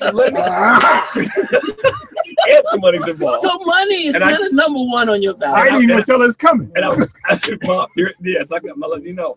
But that's the reason I'm saying it that way is it's based on things that I would look at, not as values, but what my experiences are. And here, let me tell you why. Let me tell you what I mean by that. My mother told me that she was not above reproach. My father told me the same thing. They both said, their phrase was, if our coat needs to be pulled, then pull our coat. Now, doesn't mean literally slapping my mother or slapping my father, but I value something. Wait a minute, your daddy said that to you? My father said it. My father said, I'm always right. Along the lines of like, I may be your mother, but I'm not always right, kind of thing. You know, Yeah, it doesn't make me right. Yeah. But I'm not. See, values are good and bad, I'm not saying that would have driven me to. It makes things a little complex. That's good. But guys, what you're missing is. But they're mine. Okay. My good and bad, and right and wrong, and your good and bad, and right and wrong. Well, but that again comes back to experiences that don't necessarily have to be something that we put in a bucket and go, those are my values. I don't necessarily. Not every experience becomes a value. And not every value. I think values are values. They just, here it is. These are values. There's no continuum. I totally disagree. You might wait. Let me. Did you say your values affect your experiences? No. I totally disagree. Wait a minute, that's a great question. I came with y'all. Because it's chicken and egg, right? That's Do your right. values expect your experiences or the reverse? Absolutely. Well, I think that They're different things. I think that you can. Whose book is this? Why I Didn't Rebel? It just came in the mail. I think you can have You? you have a set of values that are based on experiences. Yeah. Because no one can. Right. Your values can be someone else's values or their expectation of you. Parents telling us to be X, Y, or do things a certain way can create this behavior. Okay? That doesn't mean it's your value. That means that someone told you this is a set of something. Okay. That they want you. Let me be clear. No, but no. Let me be clear. No, you here we can go. be clear when I finish what I'm about to say, which is the values that we accumulate, or these stories, and here's how you should be and what you should do, are things that we accumulate from living. They can become our values, but they come from other places and experiences. They can't, because we don't come out born with values. Yeah, but to Paula's point though, your values can also change your experiences. Absolutely. I don't personally believe there's these what do you call general values that we all would have that Mores. Core values that we all would have that you said that we do or we don't. No, we don't. I mean, we have different ones. Right. We have some in common. Right. But I have a set of experiences that lead, like for instance. So now, my mother kind of spanked me because she was of that. And She I whooped would that say, ass. yeah, she did. Yeah, absolutely. I was just reset kind of. Yes, she did. And I had said to myself, as a stated value of my own, I wouldn't want to do what my mother did to me, to my daughter. Hell no. And you know what? And you didn't. And you didn't. I'm sorry. You and I have the I same. broke one of those values. I'm sorry. That value did not quite. What was the value? The value was this. Oh my would God, not. Eric. I don't want to say put my hands on it. I never thought I would not put my hands on it, but I wouldn't I wouldn't spank her to the extent that I felt bad because I thought, listen, but values reflect values. But what's the value? What's the core value? Why didn't you? What's the Why- value? What made you What do come you to that value? What is it about that you valued that said I won't do that? That's where we get twisted on value, behavior, and mores. What is it? I think there's some connection to them. Like you can't just separate. Like my values will dictate certain behavior. So But like, what's the so for instance, can you label? Here's the value. So I'm going to label the value. I really don't want to put my hands on my daughter. So my daughter, by the way, right? She was rebellious, and she would tell you. And I did. Like when she's 4, she called me, "Hey, you." Okay, I'm gonna be that way. I'm not gonna say anything right now. I really want you to call me daddy. Right. So she's still acting crazy. She gets to 6 years old. Hey, you. Okay, I really don't want you to do that. Now she's an 8-year-old. She's still acting crazy. I haven't really put my hands on her. Mommy has done some things, but I haven't because daddy has this value. I don't really want to touch you. Then she gets to about 14, and I just bro, I couldn't handle it anymore. Okay, now you understand what I'm talking about. So I still asked the question. You got that ass. I had to get in it for a minute. Wait. Yes, I'm sorry, Breon. Took a nap. Daddy, I'm sorry, Breon. Because he was holding Well, on. wait a minute. Let me ask you this question: When you decided that you really didn't want to do that, what did you base that off of? I didn't know what good came of it. Did you turn out bad? No, I know I'm good. I'm good. What you saying? Did you turn out so bad? No, I'm okay. Now, did your parents abuse you? No, it was I'm okay. corrective, right? If you got out of pocket, you got corrected. Okay, and yeah. it didn't start when you was 14. That shit started. I got it. But just an example that popped in my mind. Oh, and as you said, is Because that my a confession, Kev? Yes, a little bit of a confession. My kids will get choked out right now. Right now. I still go back to Right now. and I know what you're saying. And Choked out. and that experience, I'm right there with you. Right there. I mean, See, I didn't let it get that you could have far. called me and go, Chew, we got to talk, man. Because you walk me through this. Don't let us hold you here if you got to run, right? But Don't let us hold you here if you got to run. Oh no, I'm okay. Okay, good. Yeah.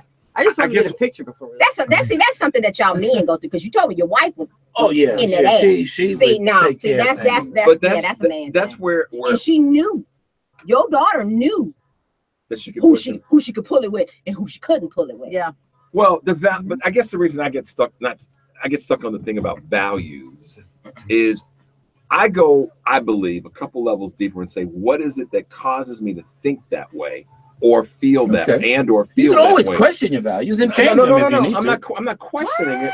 I'm not Yeah. questioning it. You I'm change your questioning. Yeah. I guess I'm not questioning that I. To meet whatever situation you were in. No. I change them when I feel that they are serving the ends that I'm looking for. I look at Okay. so Okay, I so can see I'm that. I'm not going to I waste can any see more that. time trying to convince anybody it's values or not. For me, it's behavior. It's not. It's not. It's But not. your values dictate your behavior. I think that my behavior is dictated by my thought process, Which your values not come out of. necessarily. Not Really? not in my mind, not necessarily.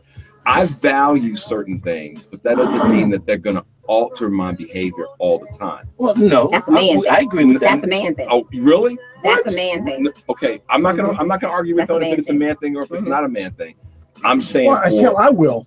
Come on, we can Richard, argue about It's it. a man thing. That is a That's man a human thing. being Because thing. what he just said logically makes no sense. I value honesty. Wait a minute, men don't make sense? No, that's not what I'm saying. Okay, Well, it has to trust be. me. I It's a value. logical conclusion.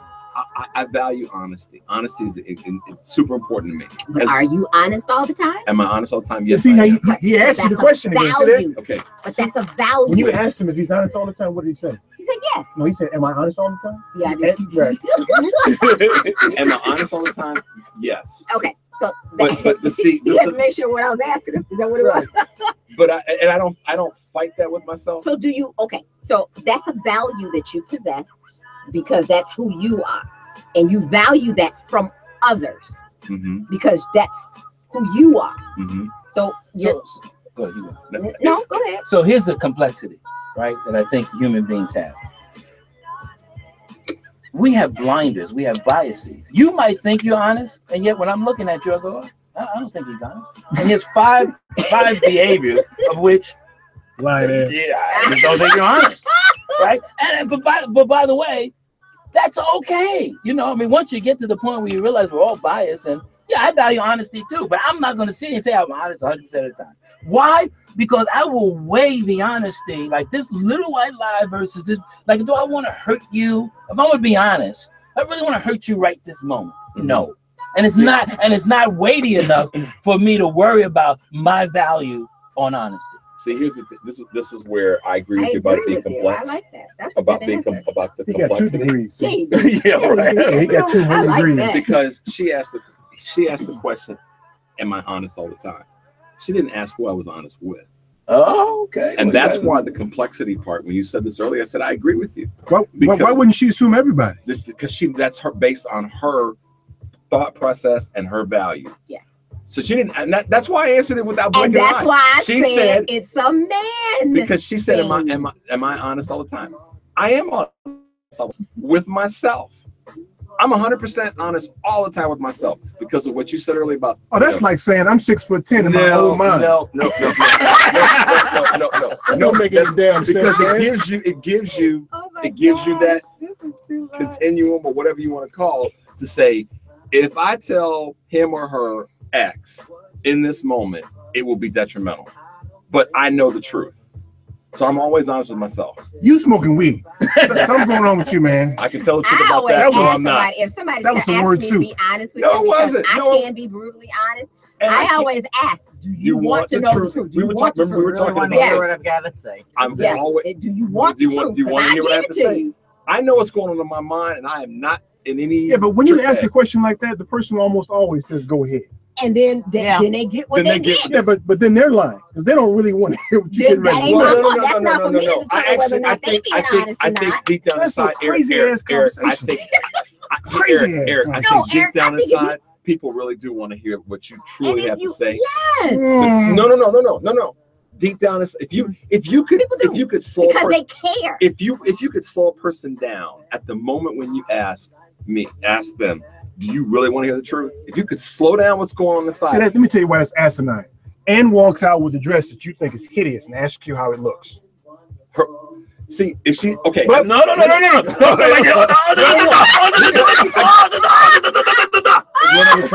You want to know the What truth? would you say? What would you I told her on the trip. I said, I don't think that scarf looks good. No, hideous. Oh, okay, well, whatever, hideous. She said, if she says to me, Richard, do you think this scarf looks hideous? I'm gonna say no. I don't think it looks hideous, but it does not look good on you. Call her up right now and ask her. I have done that more times than you. My can husband count. does too. I have said, no, I don't think it looks hideous. Yeah. I've said, and let's, if you're gonna go there, she's asked me, do you think this is gonna make me look? I'm like, you know what? God's honest truth. She bought 2 tops before we went on this trip.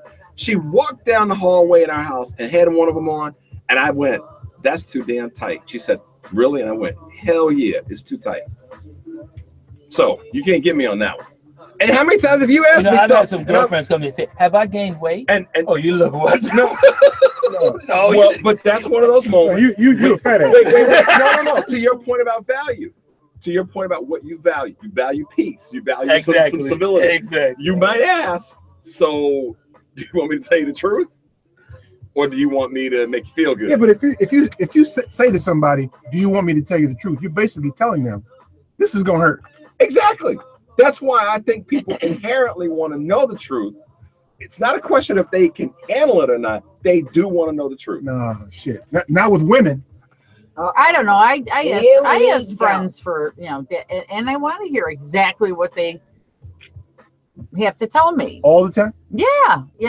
Not Joe Schmo from work, but like friends. You Like know what close I'm friends saying? of yours? Well, I mean, I can agree with you. I probably wouldn't have asked those type of questions. You know, people who have valued what they have. right. You know, there's no harm in their game. Yeah.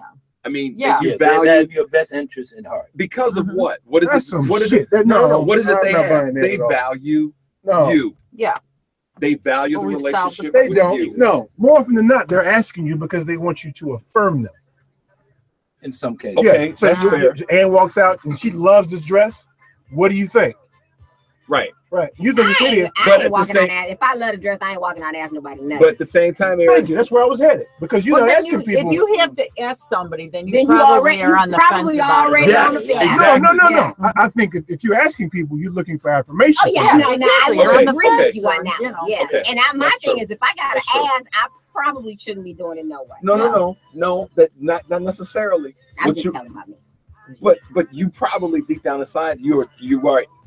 If you're not looking for affirmation, you're actually looking for somebody to help you I'm looking for information at the point. to get you Yeah. past where you're. That is way too benevolent. I'm not buying that. No, Eric. No. If the I get in trouble for that shit all the time with my wife. Are you kidding? I can't answer it right. Ever. Okay. There's never an right answer. I don't even then you have to- I feel then you have to there's some evaluate circumstances why I agree with she. you. You I have to just can't get the evaluate right why answer. she keep asking. I said, then you have to evaluate why she keep asking. You're 'Cause not if like you my can't husband. never give a right answer, but she steady keep coming back and asking. You got to evaluate why she keep asking. Here's my husband. How much did it cost?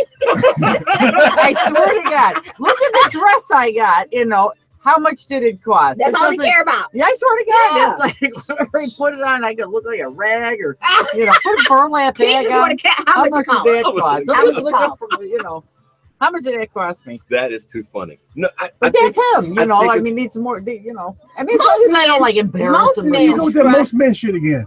In that, no, I'm saying most men trust in that regard.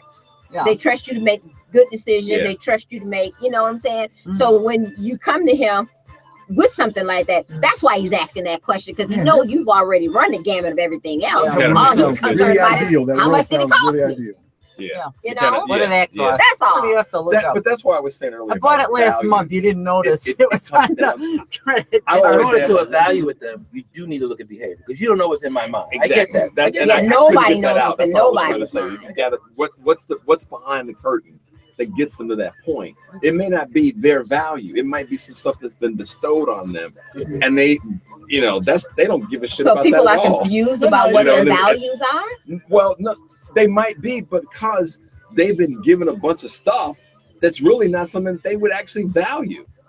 They've just been given this stuff over their lifetime. It's not something they value. They just sort of sponged it on. So then that's where you agree with That's what I was, Kevin said about Yeah. your experiences will shape. But I said that the information behind their behavior is what you got to get to determine if it's actually their value. Understood. That's all I was saying. And I couldn't get it out. Well, I do Stuck have to go home. to say it was what's the Thank you very much. Picture what you guys. You have to ask a lot of questions. Yeah, certainly. which you Make it Lady did B out to and get take to it the for us. point where you could effectively help people Oh yeah. in those Is that environments. To then Hey, Lady say, B, all right, Can you take a picture for maybe us? over here or over Yours are too here, good to me. because based on what you're telling Oh, I me, want you to You know, I record didn't something. it is too. it's Huh? it's I want not you to record something congruent too. with what your actions I do. are. She'll take care So of it. is it what's the gap management here? We've done a gap assessment. How we gonna manage that gap? And that's why this is huge industry culture. And let's put this. Because most There is a most huge- behaviors are Watch that box. Don't bump that box. Thought process and The and camera. what comes out of their mouth, Oh. which may end up being their value. Enjoy your gifts, my love. I know. I'm gonna show it my daughter. So You That's awesome. you got a camera? You want us to use our? Oh, good. where we gonna take this? Over here. Take Over it over here, here. right here. Where's your Eric, what happened with your bank I right? forgot. Okay. What you want? He normally has a sign that's family. Yeah, meeting family sign. meeting. It's our, Oh yeah. it's our family house sign that he forgot because he's old. Things. Super easy. Just click. I got your picture. Smile. Oh. You just touch it. Oh, she gonna take the. You gonna take a picture of us? Yeah, why not? Then come over here. Come on, girls. I put it on our Facebook page at work, or not at All you work. gotta do is touch at the the screen. township. Right. Come on, guys. No, go ahead. You absolutely. You are our guest. Thank you. Okay, squeeze in, everybody squeeze in. What's your leg, Trisha? Oh. Scoot together, everybody touch it. Back up some. Come on, Richard, get in here. All right. Just touch it. Oh, wait a minute. You I see? took it out. Okay. Where she is it do? at? I hit the wrong one. You're so funny. Listen. Shut up. I Shut up. I'm not saying I value on I- it. exactly. It's not your phone, Good. right? My bad. There you go. 1, 2, 3. Anywhere except for that middle part. Okay. And then, You'll see the screen, you know. yeah, I did. Another one. 1, 2. There you go. I got two. Beautiful. Can you take her in the small studio and record her real quick? Yeah. Oh, good to have you. Enjoy the show. my God. I always do. Listen, I was listening to Stephanie Miller. That show is going to be off the chain. Yeah, she's hilarious. Yeah, for the show. It's Oh, yeah. a sexy But it's like, you're not liberal- on. I'm like, yeah, yeah. Sexy liberal comedy. She's nuts. I Yeah, will. it's I'll gonna be. You're gonna have get so it. much fun. I can only Yeah. listen a couple minutes there in the morning because Yeah. I'm driving to And work. did Eric tell you how you get your tickets? They'll be at Will Call. Yeah, I think Matt Cummings sent me. Matt, okay, good. Okay. Oh, thank you. I'll take a call in and say hi to you guys. Please do. Go to, It was our pleasure. Enjoy. You know, I never Thank you so call in much. because it's like I have too much to do to sit on hold for an hour. You know, I used to do that. So Yeah, you went I'm there, like, oh no, You said I'm you done ready? with this. Well, now you- So so I just, yeah. yeah, exactly. Now get it up there. So what's the best way? Info at TFM or do I tweet or I do both? What's the best thing They're out. Do it. They're signed out. for Say hello. for Paula to say Info hello at during or the show? TFM Should've or come. Twitter or Yeah, or Hit us text up on us. our page. Facebook. You On can our text us at our Facebook text page. us number. Okay, on Facebook. Yeah. Quicker. Yeah. Huh? If you do it their page, it's real. Oh, okay. The family meeting. And you, All right. we got the phone number on our webpage. You can text us Thank at you, that number. Jen. Yeah. That was so nice. I got a nice gift. You came out like a fat rat, didn't you? Thanks, Paula. What you chose? Yeah, that was Yeah, handmade. I glued all those hearts on that glass.